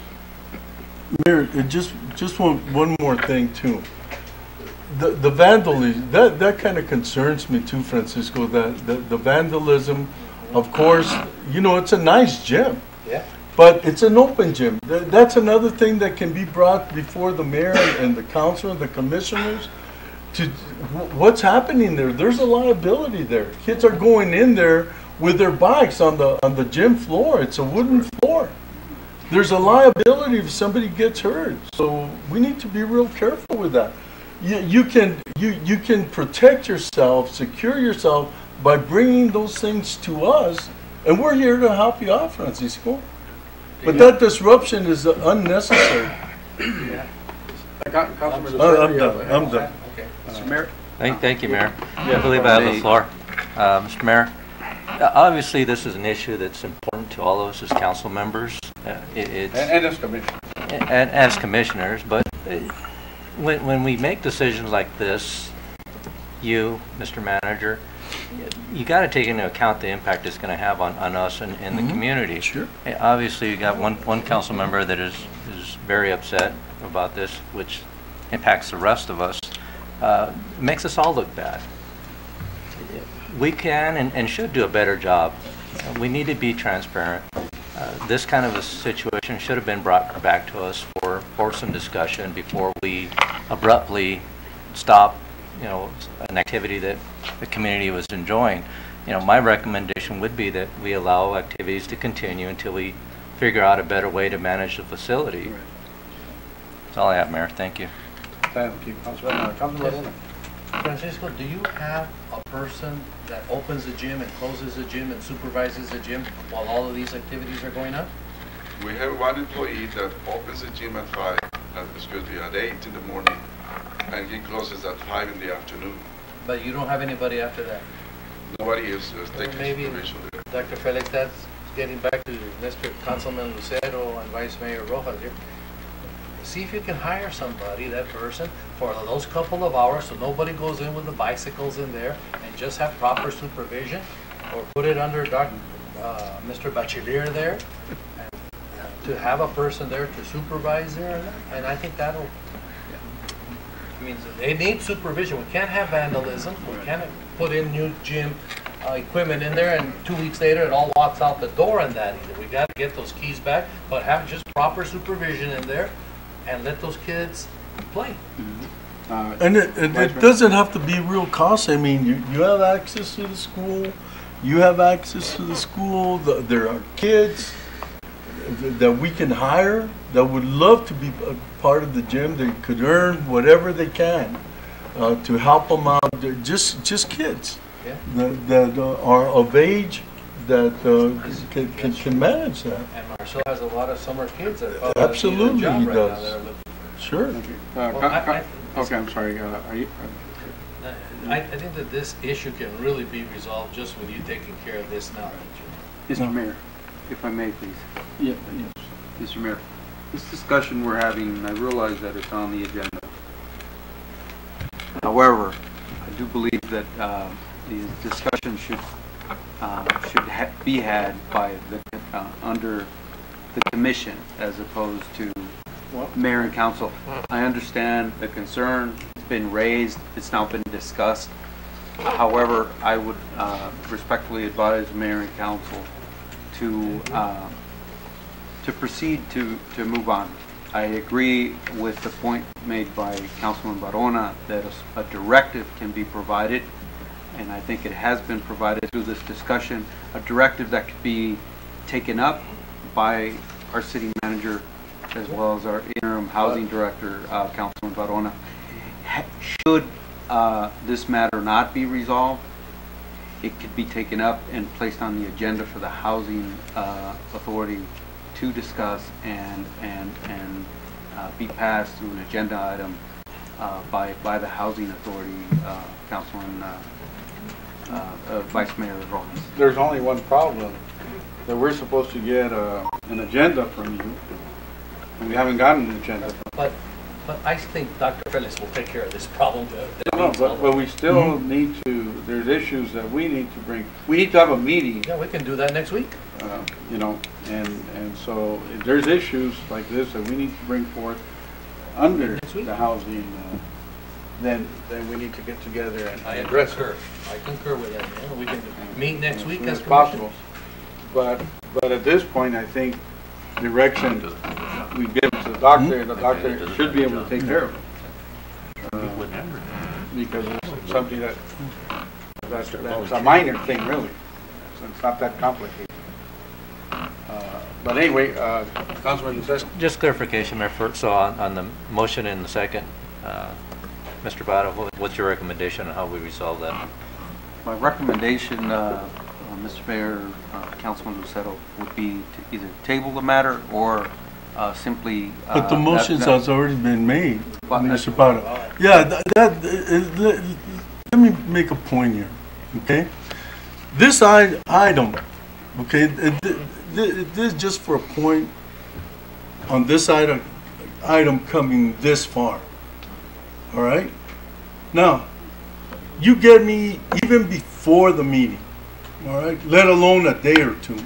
But you get me before the meeting and you say, Vice Mayor Rojas, let's get this item out. We're going to resolve it.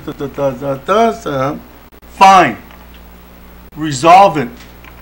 It doesn't have to go in there. Ask me if I prefer that. I prefer that.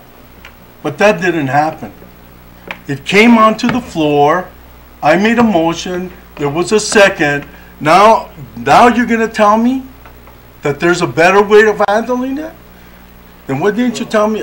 You know, that's what I'm saying. I'm just saying, that's what I'm saying. I say if it comes on the floor, then we need to follow through.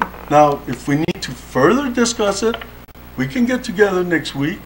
We can get together and discuss it even further if we need to iron it out. But this was a thing that came onto the floor. We made a motion. We got a second. And I call for the question. Mr. Mayor, Yes, Vice Mayor. Yes.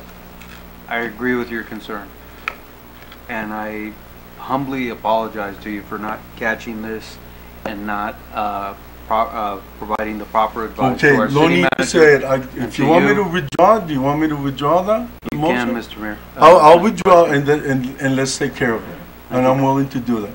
I withdraw my motion. I withdraw my second. Right, and this is mostly it was kind of more discussion than anything else, but we just wanted to make sure that we don't affect the public. Yeah. And again, we'll talk about if we need to put on another meeting for the commissioners. We can do that. If you need anything else, approval from us, we can do it there. But you let us know, Doctor, if the problem gets taken care of, we don't need to do it. Yeah. Okay, so you withdraw it, so then there's, we'll go ahead, do I have a motion to table then? I need No? No, Just withdraw it? Yeah, Done. Okay, it's tabled. Or just withdraw. Withdrawn. It's withdrawn, it's gone, okay. So, no problem. We'll go ahead to the next item. Mayor? Yes. Can I please ask you on this next item, before we discuss that item, if we could please have a moment of silence for the slain Department of Public Safety officer that's going to be buried on Friday. They were very good, the Department of Public Safety, with our slain officer, Jesus Cordova, to provide help and assistance, correct, Chief? And if you could just, I just want the community to know that we honor and respect the As a matter of fact, you're all invited to attend the service as myself. I'm going tomorrow for the wake and stay for the morning service because they were all here for us. That's right. And I do want to show them that the city of Nogales is mourning with them. So thank you for bringing that up. We'll go ahead at this moment and you'll just bow your heads and we'll take a moment of silence for fallen, not only for the fallen officer from DPS, but for all the fallen officers that have fallen this year, but mostly for this fallen officer, our DPS. And let's take that moment.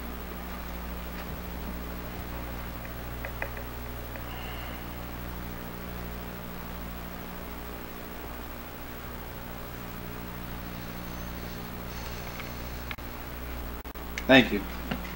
Thank you. May you rest in peace in Jesus' name. Amen. Amen. Now we'll go ahead and we're going to go into communications, and we'd like to our legal to take a look at that just in case that we don't overstep our bounds in any way. We'll go to 7A, and it's an update by city manager concerning council direction to explore option regarding health insurance coverage for the family of the late officer Jesus Cordova. Dr. Festus. Dr. Verona, Mayor, we've explored the situation, evaluated the possibilities, and what we found that the order would be in violation of Article 9, Section 7 of the Arizona Constitution, the gift clause. So at this time, I would advise council not to take further action. Thank you, Dr. Festus. That's all.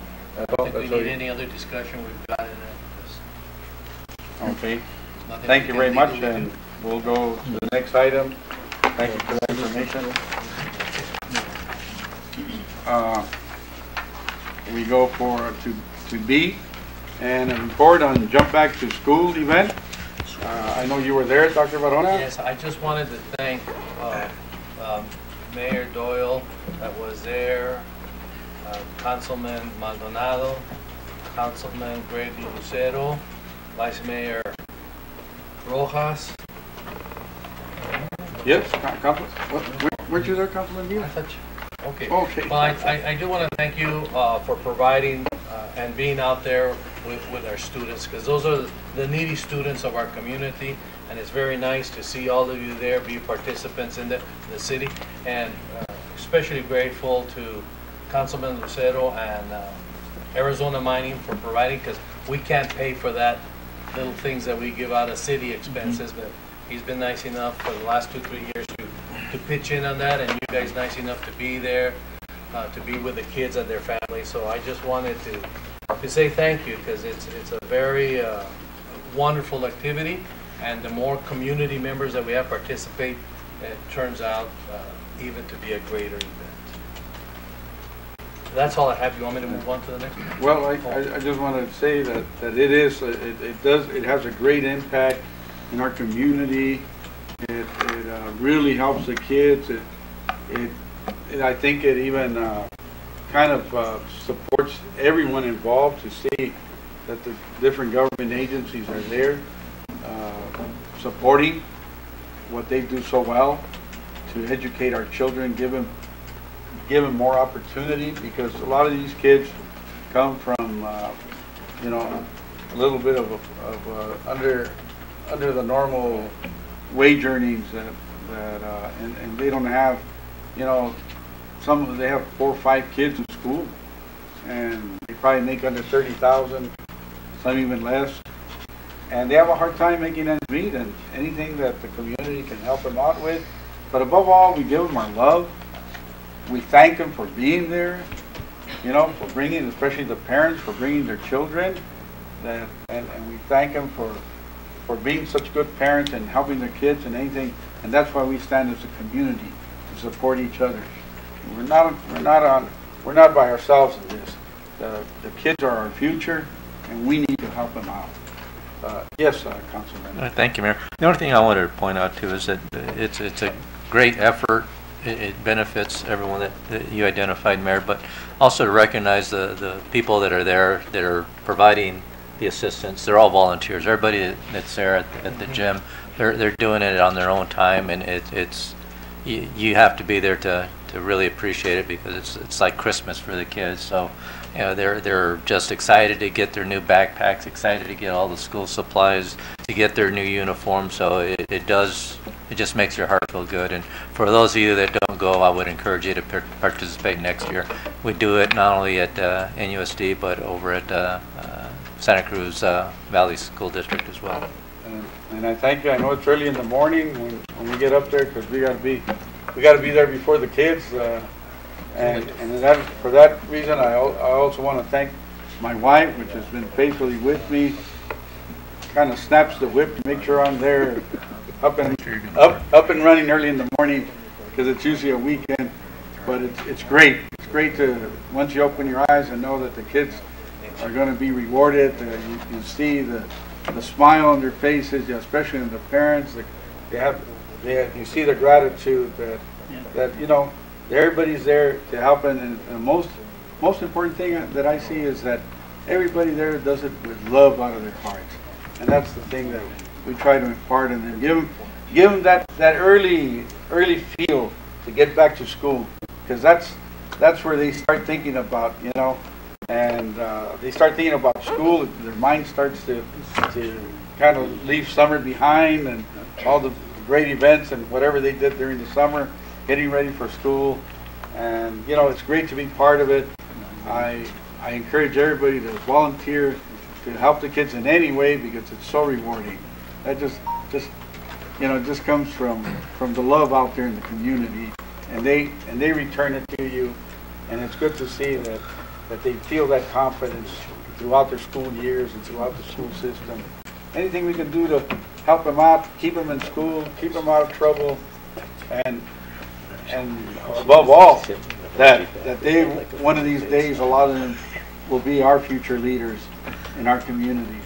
So let's give him a head start, you know, and put him on the right path, and keep encouraging them year after year. And I'm very proud of all of you for the great work that you guys do in every aspect, you know, that you deal with the different programs of kids. Thank you. I guess that was a, you know, we go now to report on the Little League 50-70, and again, I don't know, Dr. Varona, I just wanted to, I got to go to a game over there, and I just wanted to share some of the comments that I heard.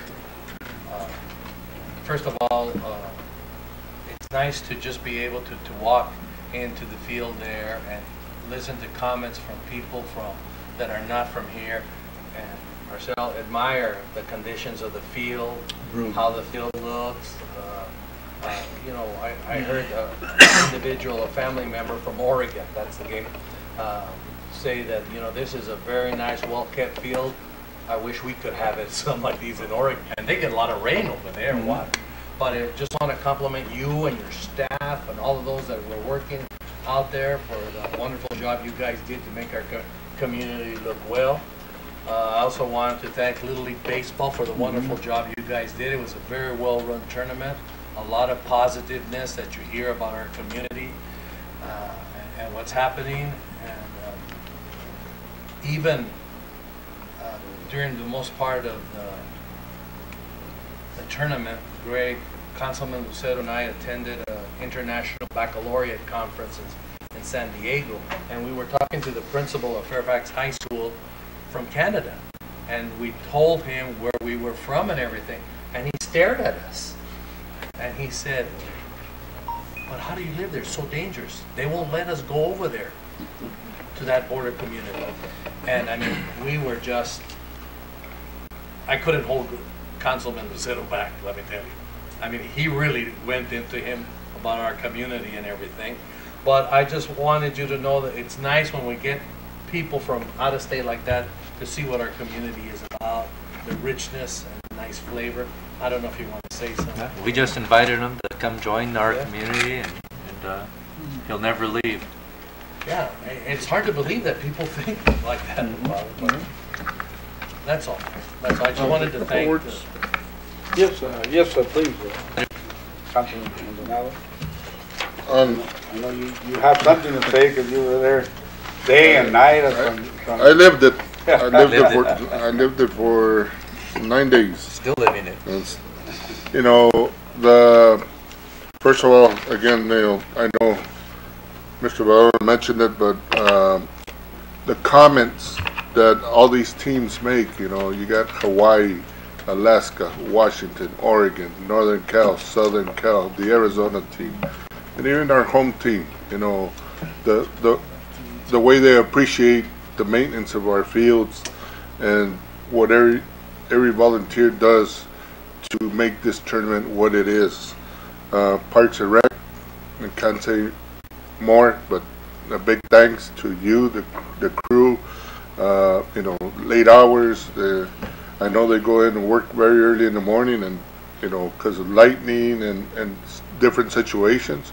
Sometimes we're done at 12:30 midnight, but you know, we got to take care and basically protect the kids. And there's different rules. Lightning is one of the main ones that we can't play if there's lightning below 10 miles. And you know, sometimes you look at the sky and say, "Oh, it's way over there." Hey, you know, the equipment says it's below 10 miles. You know, we had one issue where it was 23.7 miles. In 3 seconds, 10 seconds, it was 2.8. We both jumped up and say, "Hey, stop the game." Before you knew it, we had a lightning show for everybody that was on the fields and getting out, you know. But it's just precaution to keep the kids safe. So, you know, the parents, all the coaches and umpires were very acceptable of us doing what we did for the safety of the kids. And myself, you know, again, thank your whole crew and everybody for all the great job they did, you know. Police department, Roy, chief, same thing. You know, you guys helped us out with the traffic and everything. You know, the paramedics, unfortunately we had a couple of cases, chief, that, you know, we needed some extra help looking at the kids getting hit and stuff like that. A little bit of weather issues with dizziness and almost dehydrations and stuff like that. You guys did a great job. Fire department did a great job, you know, being around there. The parade that the kids had after the game was extraordinary. You know, the whole city of Nogales was behind this tournament. International paper did a great job covering it, you know. John did a great job. He's Mr. Bishop, again, you do a great job. You know, you're part police, you're part parking assistant, you're part a little bit of everything. Thank you for everything, and all the volunteers that make this tournament happen. You know, it's all volunteers. The whole kitchen. Mayor, how was the kitchen? Oh God, I'll tell you, I still miss those hamburgers and taquitos de carne asada. You know, they were delicious. And it's a lot of people think it's a moneymaker, but there's a lot of cost that goes into it. You know, we give the kids shirts, we give them a tote bag to remember their experience. We give them pins. There's a lot of costs into it. You know, so fortunately, our community always comes back and supports these activities, and you know, it's not like we're turning the bank. We're gonna flood the bank with money. It just makes it to where we come out with expenses, which is what it takes. It's but you know, the umpires that come over here, great job, great job. You know, and that's the easy part for me as a tournament director, that I got them available 24/7. You know, there's a limit of playing, starting an inning after 12:30 p.m., but there's no limit as to starting a tournament at 6 in the morning or 7 in the morning. Luckily, we don't come to those haven't come to that point, but hey, they're always available.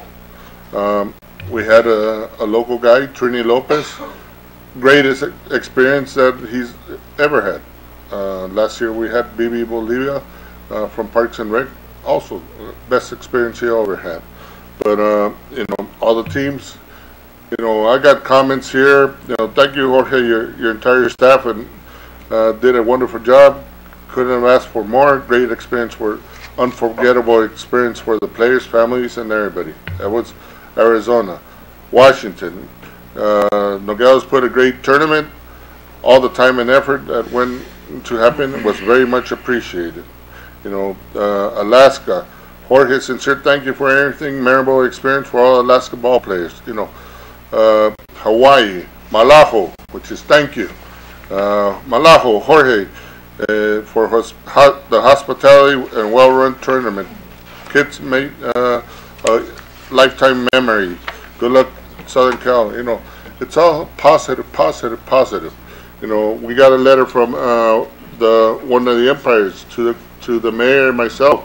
You know, just want to thank you and the city for hosting this best experience I ever had in my Little League participation. Your city provided an environment in which participating teams, umpires had a fabulous time. Your ball fields were beautiful and excellent maintained. The facilities of our pregame were great, which was the gym used at the rec center.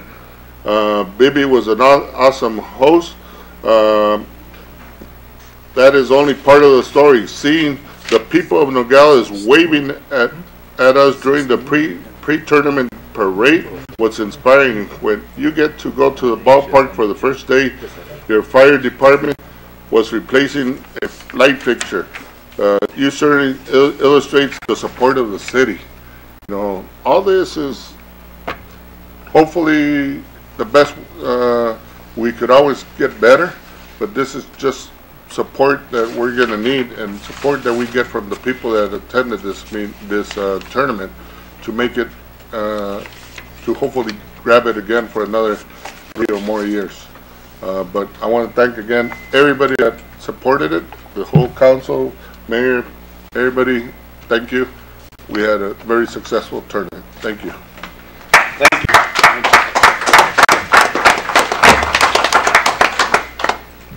The great thing is that all these teams go back as Nogales ambassadors for Nogales, because they spread the good news, and that's what puts Nogales in the hearts and minds of all the people throughout the rest of the states, all the way to Alaska and Hawaii, and it repeats year in, year out. Ever since, I think we're going on the 6th year now, Mr. Brooks, hosting the 6th year, and it's been the same story every year, that, you know, they love Nogales because of its friendliness. I remember the first year some of the teams didn't want to go across the border. When they heard about the good times the other teams went across the border, they all wanted to go across the border and enjoy Nogales, Sonora, some of the fine dining and the little shopping, and then come back. But they were amazed at how friendly the people here in Nogales. One last thing. The teams even did a tour at the Border Patrol. I had a couple of teams that went to the Border Patrol. The station did a great job. They facilitated basically a knowledgeable educational trip for the kids and the parents and coaches.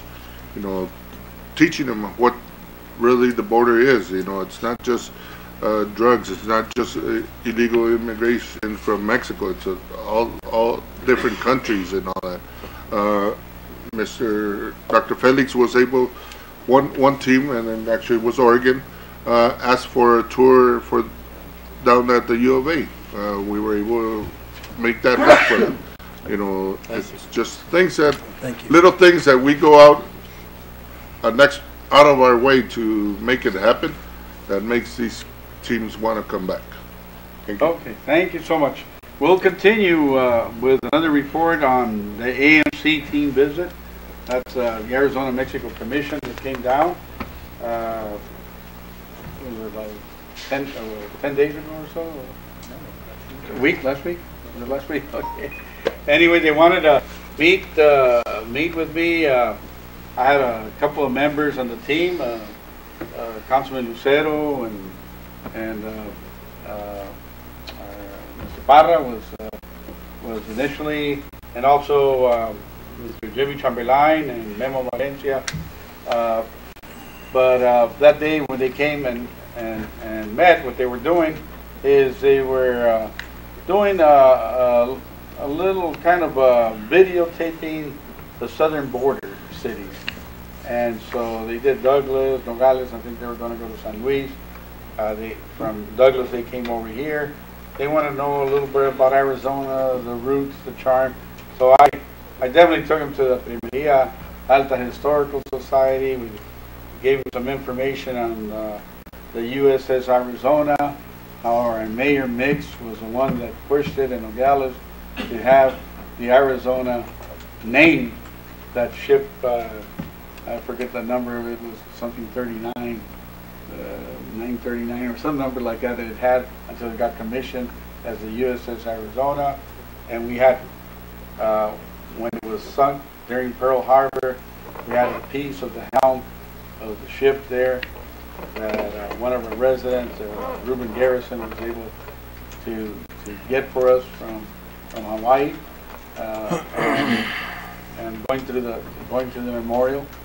And so we're fortunate to have that as part of the history, and they were kind of intrigued about it. They saw a lot of other historical facts there. From there, I took them to the house of Governor Castro, and we covered some of the early pioneers that they were wondering why so many homes were made out of quarry. You know, we probably have over 30 homes here in Nogales.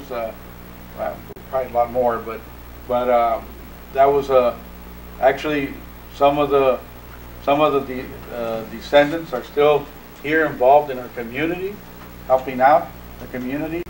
Those pioneer families were master stone cutters, and they did a fine job.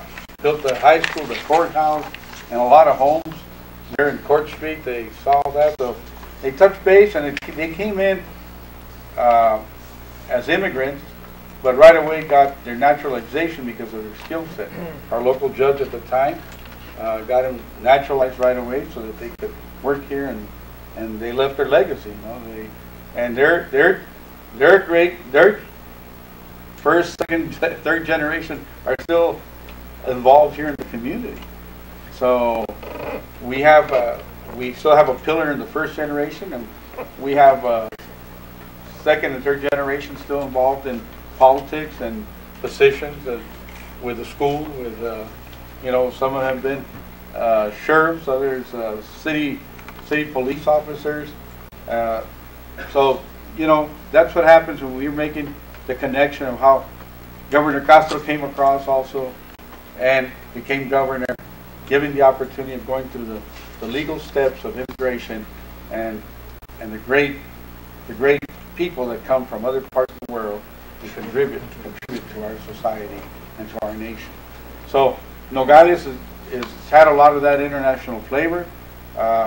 We took some pictures of the border up there by International, went to the courthouse, took some pictures of the community, talked about how we're improving our community, you know, how the city's getting involved. Dr. Felix that's been working with the downtown store owners and Mr. Gillen that have been working on that program of getting the store owners to paint their building, giving it a facelift. We're taking care of the city park, of the bathrooms and landscaping it, and it's not stopping. All these things that you saw tonight are things that we are pushing and finally getting done, and that's so important. And that's what I told them, that we had a new strategic plan. We got together. We're working together with our city manager, supporting him and staff to make Nogales a greater place to live in and for a better future for our children. Again, we're working on the economic development. That's where they were going to get a little more information through the produce industry with Mr. Chamberlain and Memo Valencia. That's one of our local brokers, and that's involved in that board that we have for international or binational agreement that's involved with economic development. And so they are going to pitch in with a little bit of the story to bring out the best in Nogales and how safe it is. You know, that's the main thing, how safe it is, and they can pick the feel of the neighborhoods, how peaceful it was, even right across the border through International Street on this side, and I forget the name of that street right there, where the Panteon is, right across the border. Reforma. There you go. Somebody likes to go and drive around across the border. and you can see just, you know, you're out there early in the morning, you see the peaceful, nice people going about their business, a little more laid back than Nogales, Arizona, but that's just along the border. As you get in, you start seeing the new businesses that are thriving in, and that's what we want to bring into our community. And we're working on that. We're setting the infrastructure in place, and we're doing it through also in the educational field. We have good leaders here on our council that are working with our local kids, and again, by the programs that we support. So Nogales is thriving and it's open for business. We just opened the doors for the Hobby Lobby. I told them about the marshals that coming. We have over 50 new business permits that are in the process of being signed out. We're going through the process a lot faster. We've improved it. And Mr. Dillon's doing a great job on that, working with the city manager and staff. So Nogales is open for business, I told him. And the next time they come visit, they're going to notice a difference. There's going to be greater improvements. So hopefully by next year, Mr. Brooks, and if you bring us the Western World Series tournament again, you'll notice even some more changes, positive in every sense. But we appreciate everybody that's doing their part, especially the teams that come. It's a blessing for Nogales that they go out and be our ambassadors. So thank you so much. And that's pretty much on the AMC. They took the information. Hopefully we'll see a little something, a video or something that they're going to make. Maybe put it in one of their magazines and have a nice spot for Nogales. And that's my AMC report on their visit. Thank you. So now, finishing with that, we'll go now to the heart of the matter, and we'll go to orders.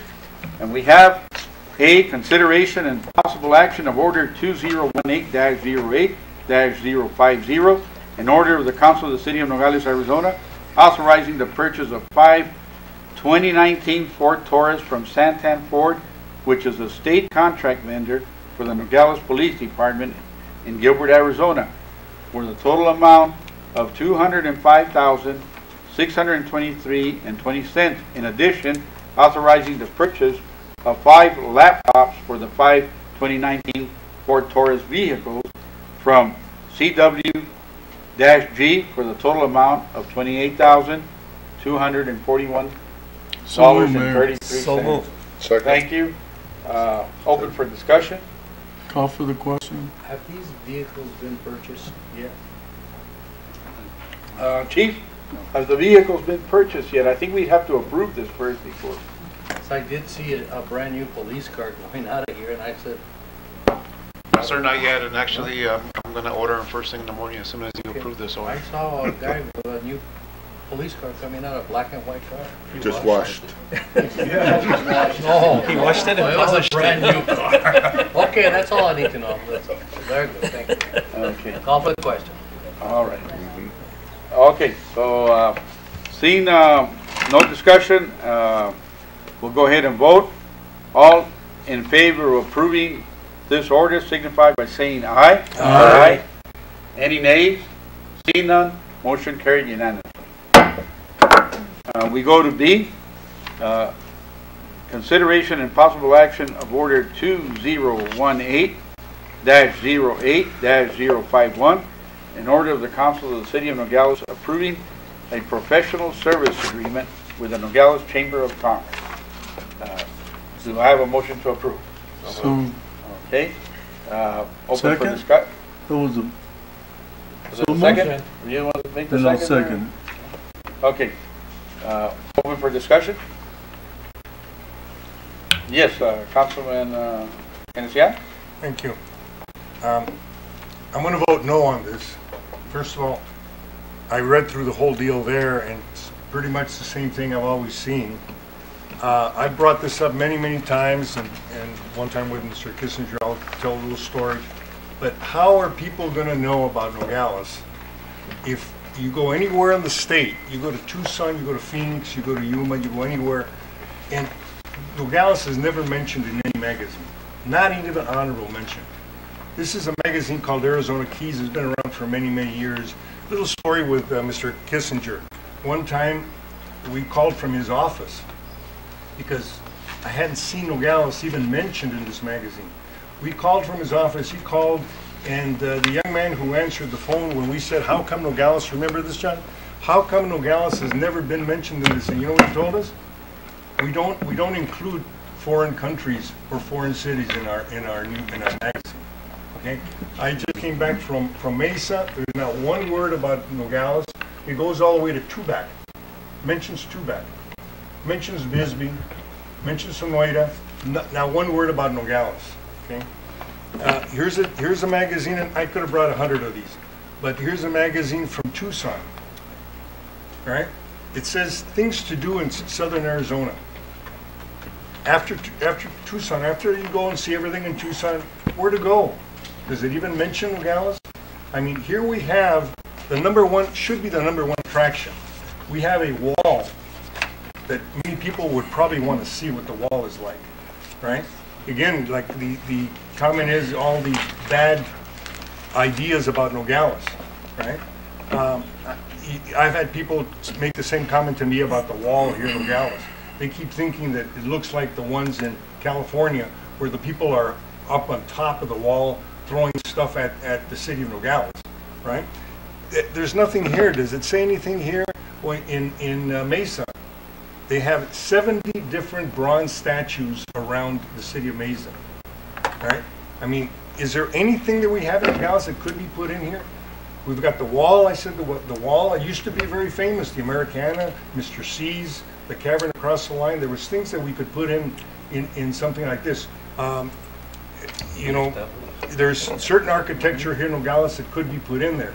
So as far as I'm concerned, in Sierra Vista, I was there in Sierra Vista. I'm talking to some of the people there, and Sierra Vista does. I have no problems paying a due to the Nogales City Council. That's another question I want to ask.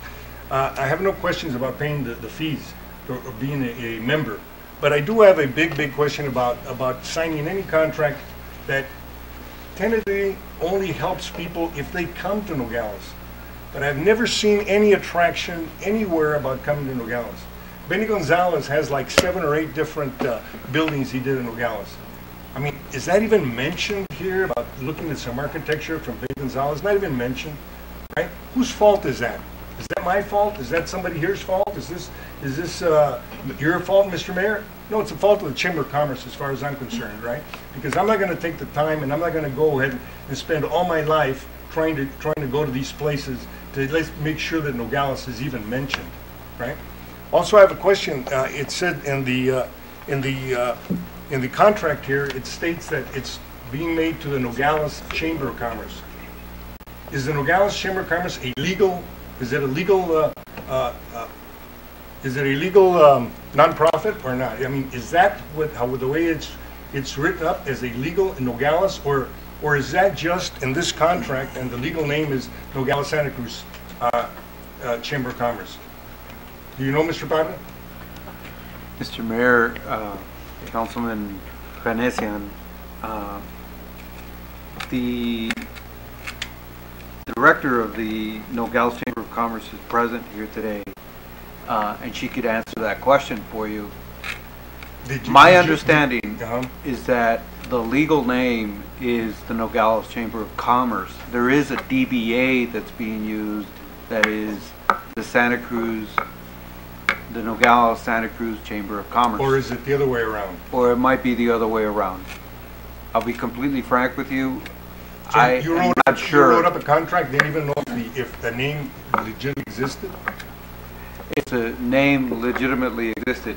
I did write up if it was legal or not. I reviewed the contract, and it is legal in the sense that it's an Arizona nonprofit corporation, and it's referred to as a chamber.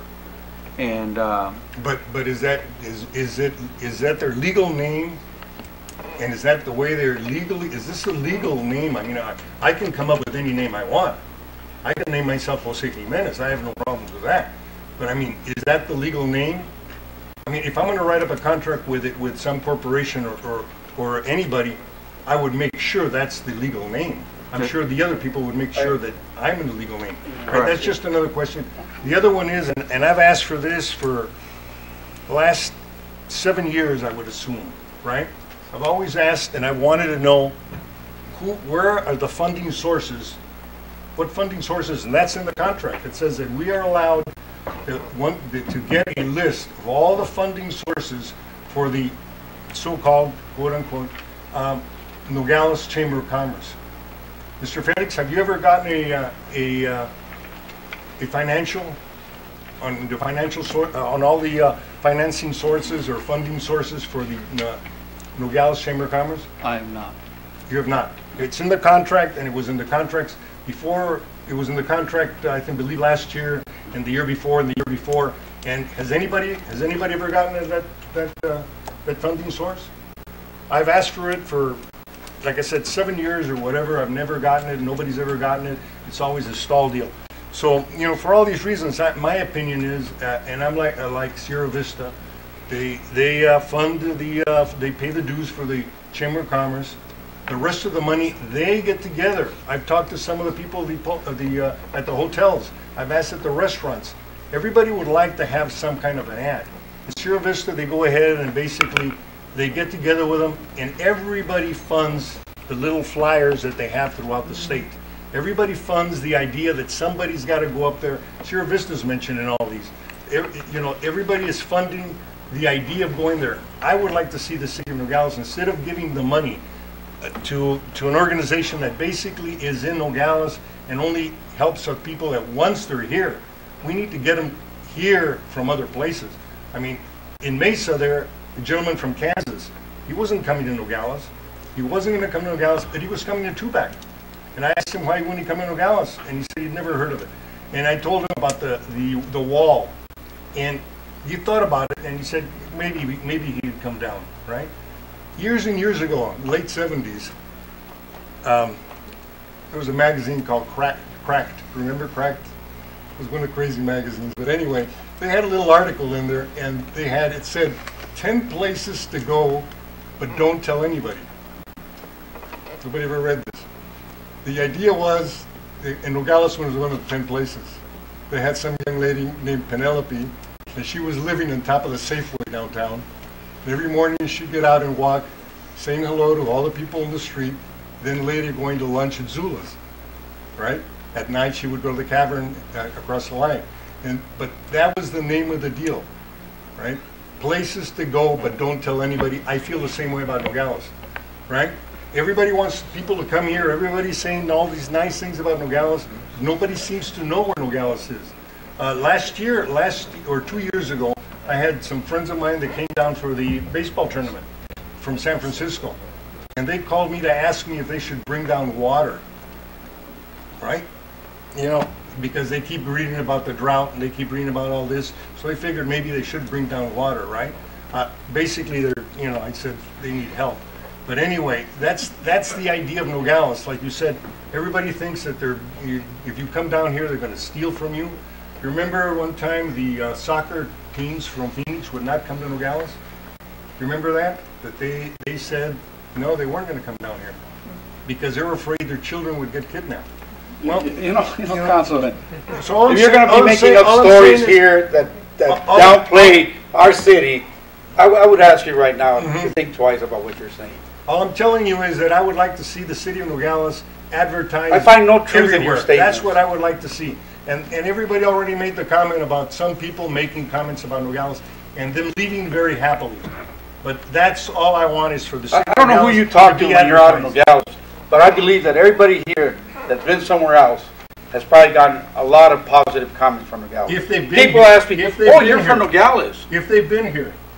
Well, I don't know who you talk to. If you go to the whole state of Arizona, I would venture to say 90% of people don't even know where Nogales is. And you're telling me they have a good concept but of that's Nogales? But that's your opinion. And it's a very negative opinion of our city. It is. Thank you so much. So next time you go somewhere, next time you go to someplace, find out if even they I'm know not where going to put up with you downgrading our city. Thank you very much. Councilman Lucero. Mayor, just call for the question. Let's just vote on it. Yes, we'll do a roll call vote on this. Mayor, I know that there's a question, but I have a question. Okay, all right, so go ahead. I just want to... As long as it's not negative. No, I'm not going to be negative. I just want to, Olivia, we were talking about economic development with the CPR, the Chicanos for la Casa, economic development. I just noticed here said the Chamber shall conduct a semi-annual business survey for attraction, retention, and expansion of businesses in the city and provide to the mayor and council, city manager with a report. Oh, okay. I just want to see that because I think that's she's the only one that can answer. Right. Good evening. My name is Olivia Inza, and I'm the president for the Nogales Chamber of Commerce. And I totally agree with Mr. Henesian. I think he has a lot of good points, and I really like his feedback. But at the same time, I would like to ask for his support. If he is making those comments, that means that he has not been at the chamber, like Mr. Diaz, like Mr. Doyle, like Greg, Mr. Rojas, that they've been there and they've been seeing everything that we've been doing. And I agree, Mr. Henesian, that's my frustration that I have right now, that we do not have the funding to go ahead and be on every single magazine. But what I did, instead of just going and jumping and going through different places and saying, okay, how we're going to be doing this, is we started by creating a good brochure for Nogales, for the city of Nogales. Before, anytime that we wanted to hand something to the visitors that come, we didn't even have a map to give to those visitors. So we said, okay, thanks to the partnership that the city of Nogales is giving us and is working with us, thank you, Mr. Felix, we've been working on a brochure that is going to come out, and I tried, Mr. Felix, to go ahead and bring that, but unfortunately, we will not be having this brochure until Tuesday, but we went ahead and made a professional brochure of the city of Nogales. With that, also, we created a map inside of the brochure, because a lot of the times when visitors come in, okay, we don't even have anything to show to them where is every attraction that we want to sell. Adding to Mr. Maldonado's comments about the Little League, we got so many families from the different teams, calls that they were requesting information, visitors that they wanted to know more about Nogales, and we went ahead and took care of that. And the proof is, go to the social media. Go to Instagram, Facebook, go to the website, and you're going to notice the comments in TripAdvisor. Go to all these social media resources, and you're going to see the comments that we've been getting from a lot of families, a lot of visitors, and one of them that we were very proud that we were able to work with a lot of the teams that were coming here, and they were calling and they were asking for things. Yes, that's true. We take care of the people that comes to Nogales, but before we do anything outside Nogales, we need to take ownership of our own city. And what better way of doing it with this and with the support of the city of Nogales? Before, we didn't have the support of Nogales. And thanks to the administration that we have now, we have a difference. And we're working very well. That's why we're working with Dr. Felix on the new businesses, and we're doing wonderful with that. The only thing that I would like to correct to Dr. Felix is that every time that we send an invoice, on the contract says that they will not disburse any funding if we don't submit all the requirements. Dr. Felix, in June, you got all the reports, and our financial report was included in there. Every single time that we submit all that information, the financial report is submitted there. I'm following the chain of command. I send it to the city manager, and it's up to him where he sent it. But yes, I do follow the chain of command, and the financial report is there. Now, going back to the brochure, may I pass this? This is not the final brochure, okay? This is the draft, but it's a beautiful, beautiful brochure. I feel very honored to say that we were able to create that. And these were copies, just for you to know. And by Tuesday, you should be receiving the new brochure. That's the other observation. And yes, I would like to have more funding to go ahead and I have, because it's very expensive. Just, we're gonna be printing 25,000 of those brochures. It's an 8-page brochure, and I can tell you that half of the funding that you are giving is going to that brochure. And I'm sorry that you're not looking at that, Mr. Henesian, because I think it would be very nice of you. So before we make a negative comment about the city of Nogales, let's work together on making it positive. Now, going back to Mr. Henesian's question, he said that if it was a legal name, the Nogales Chamber of Commerce. It is the corporation, the Nogales Chamber of Commerce. It's a nonprofit organization, 501c6. Where did they get the Nogales Santa Cruz Chamber of Commerce? As your neighbor right there. Dr. Verona knows better than me, and he can answer you that question. But the legal name of the Nogales Chamber of Commerce is a nonprofit organization recognized as a 501c6 by the Department of Treasury, IRS. Mr. Mayor, if I may just follow up, and I want to thank President Olivia Ainsa Kramer for her comments. And just as a follow-up, Councilman Hanesian, our staff did conduct the proper due diligence to confirm that this is an active nonprofit, domestic nonprofit corporation in the state of Arizona prior to preparing this contract. It's been active since 1985. And moreover, there were some changes made to that contract. As you will appreciate, there is a section in that first page relating to Article 9, Section 7 of the Arizona Constitution, requiring that the city receive roughly the equivalent value in services in exchange for compensation paid.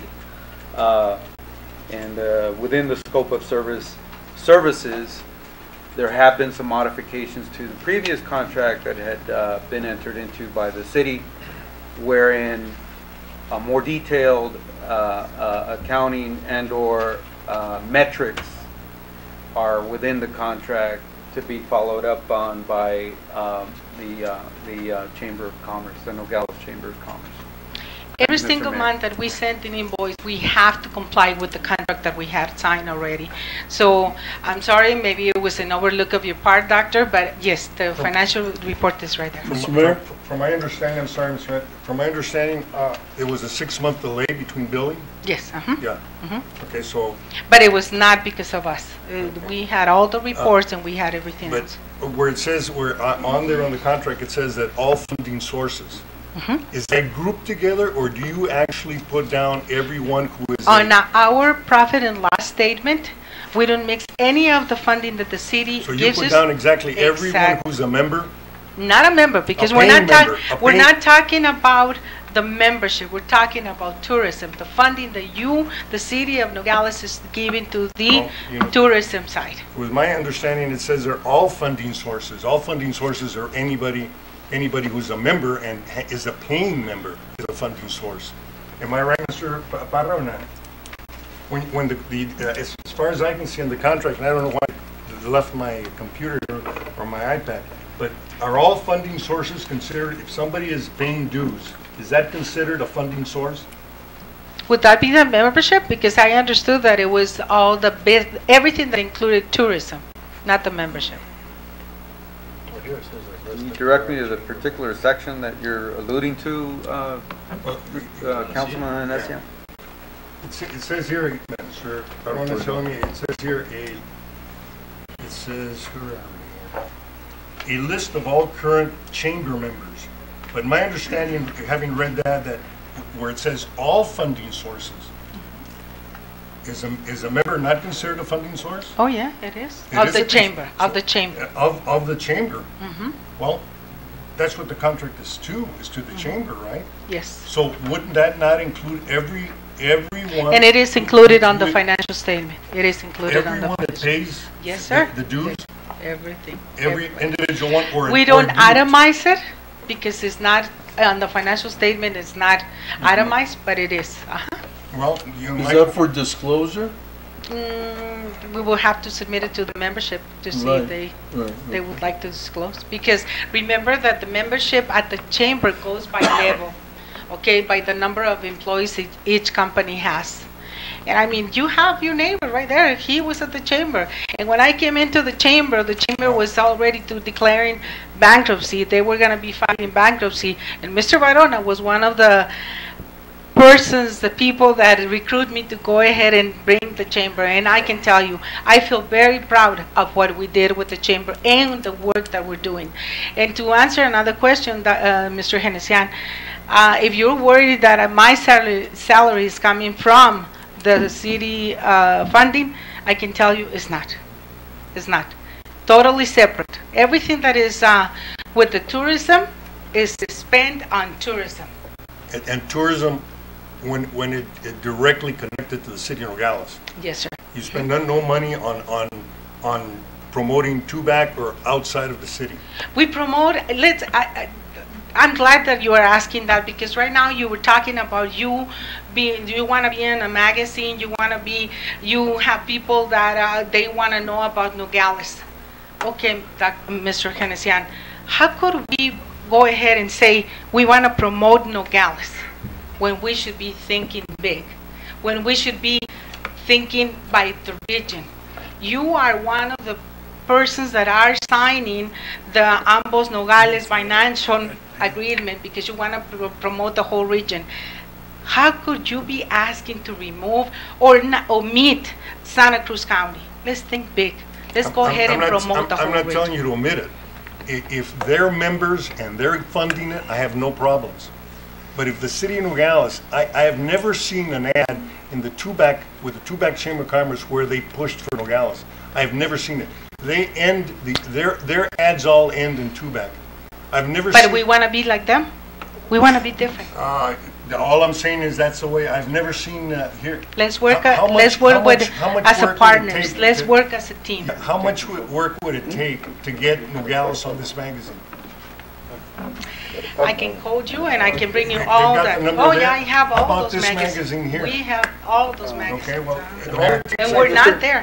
We're not in any of the magazines. Can you yield the floor to Councilman Rosa? Certainly. Thank you. I haven't got an answer to my question, so don't forget about me. I started it. Yeah. I will be I brief. need to go back to your question. I will be brief. I just want to say that, speaking for myself, you have my support. You know, we all see different information and from different sources. You know, I use the Twitter a lot and I use the Facebook a lot, as you all know. All of the information from the chamber, I receive it on Facebook, and it's always very positive. You always mention, with this last opening, you mentioned the council, the people that were there for the grand opening. I've seen you, and I don't have a problem with you promoting not only Nogales, but the surrounding areas. Whether it be Sonoita, whether it be Patagonia or Tubac, these beautiful areas that are close to Nogales. It's not inclusive, but I've seen your work, and I've not only seen it for this year, I've seen it in the past for the last 3.5 years that I have been there. So you totally have my support on the job you're doing. And not only you, Olivia, but your staff. Yes. They are incredible in calling me. Sometimes they're calling me, they're calling me. They're letting me know. And the times that I call, very, very good manners on the phone, very informative. I'm very pleased. So you have my support. Well, I can tell you that Dr. Felix asked me to go ahead and partner with the city of Nogales on the internship program that the chamber has, because he had, I guess he had seen the work that my interns are doing and what we've been doing through the internship program, that he would like to partner with us. So anytime. But thank you for saying those words. Thank you. And Dr. Barona, I apologize. That's true. I didn't answer your question. May I ask you to? Yeah, just right here, Olivia. It just says, I'm just interested, so working on economic development here, your semi-annual business survey. Yes, sir. Did you turn that in? That is done in November. That is done in November. It's only once a year. Right. Last year we did. Yes. Could you give me a copy of last November? I just want to see what the response was to the surveys and all that. It's a good survey. It's a meaningful survey. Yeah. As a matter of fact, due to the program that we're doing right now with the city of Nogales, now with the support and assistance of Dr. Felix, we are getting the new licenses as well as the business established in Nogales. With that, we started a program that we are doing a marketing analysis for businesses. They don't have to be members of the chamber. These are for the whole community. And we started yesterday with that, and we had already 4 businesses, non-members of the chamber, that they were very happy that we took the time to go ahead, make appointments, and go through them through the market analysis, which is helping, by the way, a lot of these businesses, because they don't have any knowledge about the digital world that is going on right now. And also, we'll get that, and you changed the format to your monthly newsletter, and I really enjoyed that. Thank you. The color and the promotions, and I did enjoy it. It's always to be innovative and be different and working together. I noticed that. Mayor, that's all. Okay, Councilman Lucero? Mr. Mayor, I'm extremely pleased with everything that Olivia's doing. All the events that the chamber puts on are huge events, are well attended by everybody in the community. The Government Affairs Committee, which I chair, it's growing by leaps and bounds. I think there's more people attending the Government Affairs Committee meetings than they are the Port Authority. It used to be the other way around, that everybody was going to the Port Authority, but now everyone's going to the chamber meeting. So I think Olivia's doing a great job of representing the community, and I'm ready to vote. Call for the question. I just want to say, Also, Mayor, the next meeting is hosted by the City of Nogales here. Oh, Government Affairs Committee meeting is going to be here. As a matter of fact, Mr. Dillon already left, but he's supposed to be the presenter. Oh, Mr. Dillon, I thought you had left. Well, you're the presenter at the next one, right? So, for us. So are we hosting? You're hosting? We put the goodies, so you guys get together for this. Let's vote. I'm looking forward to that. And then just to add, in the month of September 13, I think, we invited the Concrete College to be here also, and we're going to have a great meeting. The presenters are going to be one of the best meetings that I think we're going to be having in the year. Okay. Let's vote, Mayor. Well, thank you again, and I want to thank you personally for bringing in a lot of the international and leaders that you brought, into our community, from the ambassadors and different people that you brought, the governor, you put Nogales in a good light. So I want to thank you for all the good work you do. That's There's so many working areas. together, Mr. Mayor. That's something that put us on the map. I think we had a great report with all this year. This year, unfortunately, with Mr. My God, I skipped the person for CNN. Anthony Bourdain was going to be the next month in one of our luncheons, and unfortunately we were working with that guest for 2.5 years, and finally when they accepted, look at what happened. So anyway, that's working, national, worldwide, and we would not be in the magazines until we get people like this. Keep up the good work. Thank so I'm going to go ahead and call for the question now. I think we've discussed this enough. All those in favor of approving this order signify by saying aye. Aye. Any nays? Nay. Okay, we have one nay. You said no. Get that down. And the rest aye. Thank you very much. Thank you. Motion carried.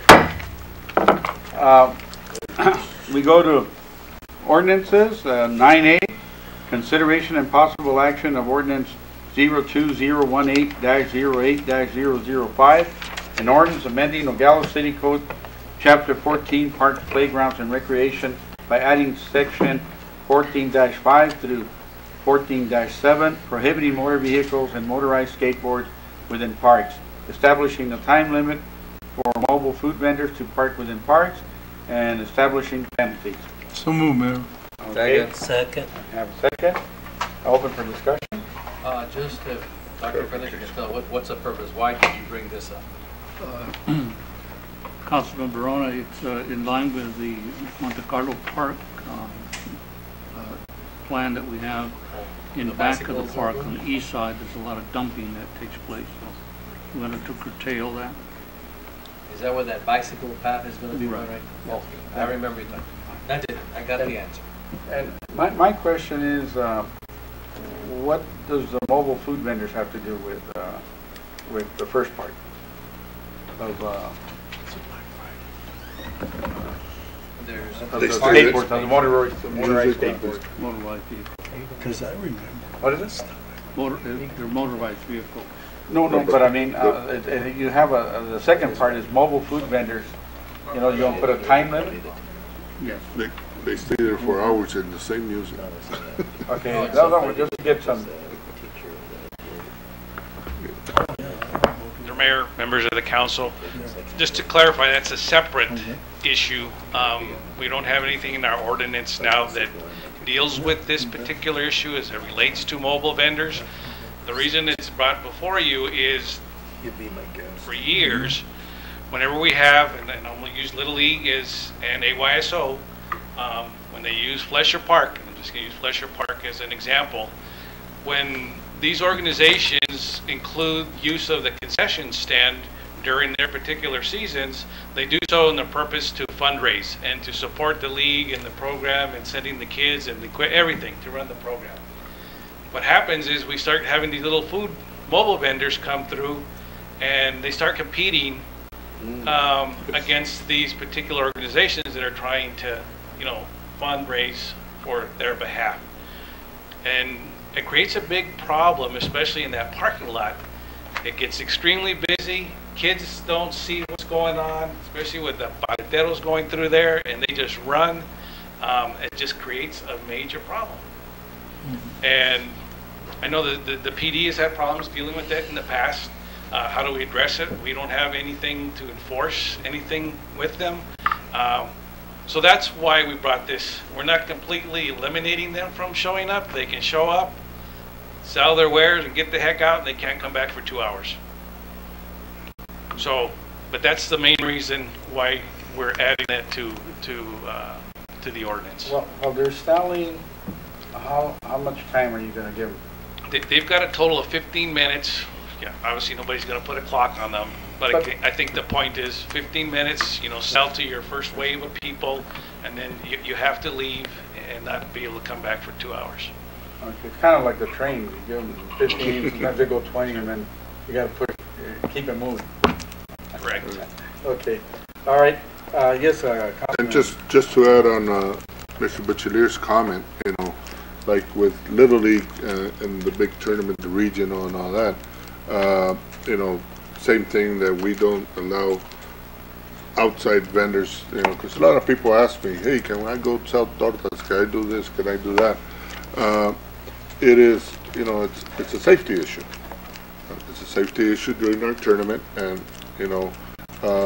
we try, since we do a contract with the city for the fields and all that, we're obligated to know who's going to get who and who's going to get what, as far as us being responsible for the concession stand and all that. So that's basically what we tell the vendors and the the cards and all that we got to follow protocols from Little League to be able to sell outside vendors besides us. Okay. Okay. So any other questions or comments? Seeing none, call for the question. All those in favor of approving this order signify by saying aye. Aye. Any nays? Seeing none, motion carried unanimously. Going to B. Oh, Mr. Mayor, if I may, I apologize. I didn't catch it. It's been a long night. I respectfully request if they will waive a second reading so that this doesn't have to be taken up again next month. I'll move, Mayor. Second. Okay. We have a request for the second reading? To waive it, Mr. Mayor. Waive the second reading. And that's for this ordinance. The ordinance we just voted on? Right. Okay. Otherwise, we'd have to bring it back for a second reading. Okay, so But is it? are we under discussion? There's a Well, motion. no, we have You can't bring it. As the mayor told me last time, we can't bring it back. Yeah, we can't. Once bring we it back, vote it, we can't bring it back. Yeah, right. You're right. I would ask that let's move on to this to the next one, Mr. Right. Mayor. And we'll go to ordinance B, consideration and possible action of ordinance 02018-08 -005 and ordinance 6. No, wait, I got -006. An ordinance amending Nogales City Code, Chapter 17, Streets and Sidewalks by adding sections 17-67 and 17-68, prohibiting unauthorized alterations or dumping in city rights-of-way and establishing penalties and enforcement procedures. Do I have a So motion to moved. approve? Second. Second. Is that with the waiving of the second reading? We're on to the next one. I know. That's It's an right. ordinance, But isn't for it? this one, This is an Ordinance. ordinance, yeah. to waive, Who made the It's a motion? has to be a unanimous. Rojas. Well, I know, but, so we don't have to yes, I bring it back move and that nothing we happens? waive the second reading. Just because of this, we can Okay, bring we it have a back. second, Mr. Did you Lucero? second? Second? What's that? Yes. Second with the vote. Also, Who was the second?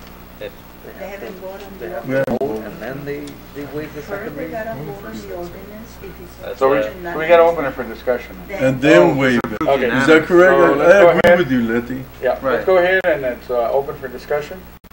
On B, right? Well, you made the motion, Yes, yes. seconded, open for discussion. No discussion here. I understand this one with the same Okay. problem over there. I want an explanation. Then before we call for, If I may before we call, explain, Mr. Mayor. so do we vote on it first? Right, we have to, Mr. Mayor, if I may, I understand that you're about to vote on this motion. If it is to be approved unanimously, at that point, before before you accept it as a unanimous vote, please, inform the public that the second reading may be waived on account of the matter being unanimously voted on. So I call for the question then. Seeing no further discussion, call for the question. All those in favor of approving this ordinance signify by saying aye. Aye. Any nays? Seeing none, then we're going to go ahead and waive the second reading, seeing that it's unanimous. Do I have a motion? So moved, Mayor. Second. Second. All those in favor signify by saying aye. Aye. Thank you, Mr. Mayor. Motion carried unanimously and reading waived. Second reading waived. So we could have done the. Move to adjourn, Mayor. Wait a Now, minute, wait a minute. now, Mayor, Council. do I have a motion for adjournment? No, there's no mayor and council. Okay, well, you still want to go some more of it, huh? All right. I thought you had discussed everything there was in the city. I just got one quick item. There's no one here to hear you. I don't care. There's no one here. I don't care. What do you, who you gonna talk I've been to? here longer than you. Point number Who you gonna 10. talk to? Mayor I and want to hear what he has to say. Mayor The and reporters are council. gone. There's no one gonna cover it. You going to the bathroom again? All right. Mayor and council report on current events. Just talk to Brooks after the meeting. Mayor, Yes, sir. the Arizona League of Cities and Towns mentioned the city of Nogales as a highlight on their monthly bulletin. They recognized us because we're 125 years old and our birthday was on July 22nd, 1893. And they brought it out. They even brought out 100 years old is the Phoenix Sky Harbor Airport, and just to think they purchased the property for the Phoenix Sky Harbor Airport for $100,000. All that property, that's what they paid for. But the only thing is, I was looking out the window here, they have us down as our birthday of 1893, and outside over here that says 1890. No, 1889. 1888 or something. 1889. Well, look at the thing out here, the cement deal out there. I That saw has a nothing to zero. do with it, eh? I saw a zero. 1893. 1893. Well, this one says 1893. Well, just check the cement deal out there, because I saw a zero at the end of it. That's when they celebrated the 100 years of the city, they put that up, and that's the whole thing I know about. 1893, they put it for 100 years? No, that's not there. Oh, well, anyway, that's what caught my attention when they were recognizing this for 1893. It says 1893, but there's the Maybe big we need to correct cement it. years out there that says 1890. That's where I'm confused. Would anybody have known if Mr. Barra had not brought it up? Well, that goes to show another one, right? Let's discuss it. Not now, I'm ready to go. Oh, Councilman Diaz, you I have already nothing got on else? my thing. That's I have something under future agenda item. No, that's not listed on the, Can't do that? no, you can't do that. That's not on there. Not on their agenda anymore. Give it to Give it to him. Give it to him. Just give it. Just give it to him, what you need. Okay. All right, now, I guess before we all leave, do we have a motion to adjourn? Yes, taken by who? Second. All right. Councilman Lucero made it half an hour ago. I want to discuss it now. All those in favor, signify by saying aye. Aye. Motion carried. Any nays? None? Under discussion. Carried none.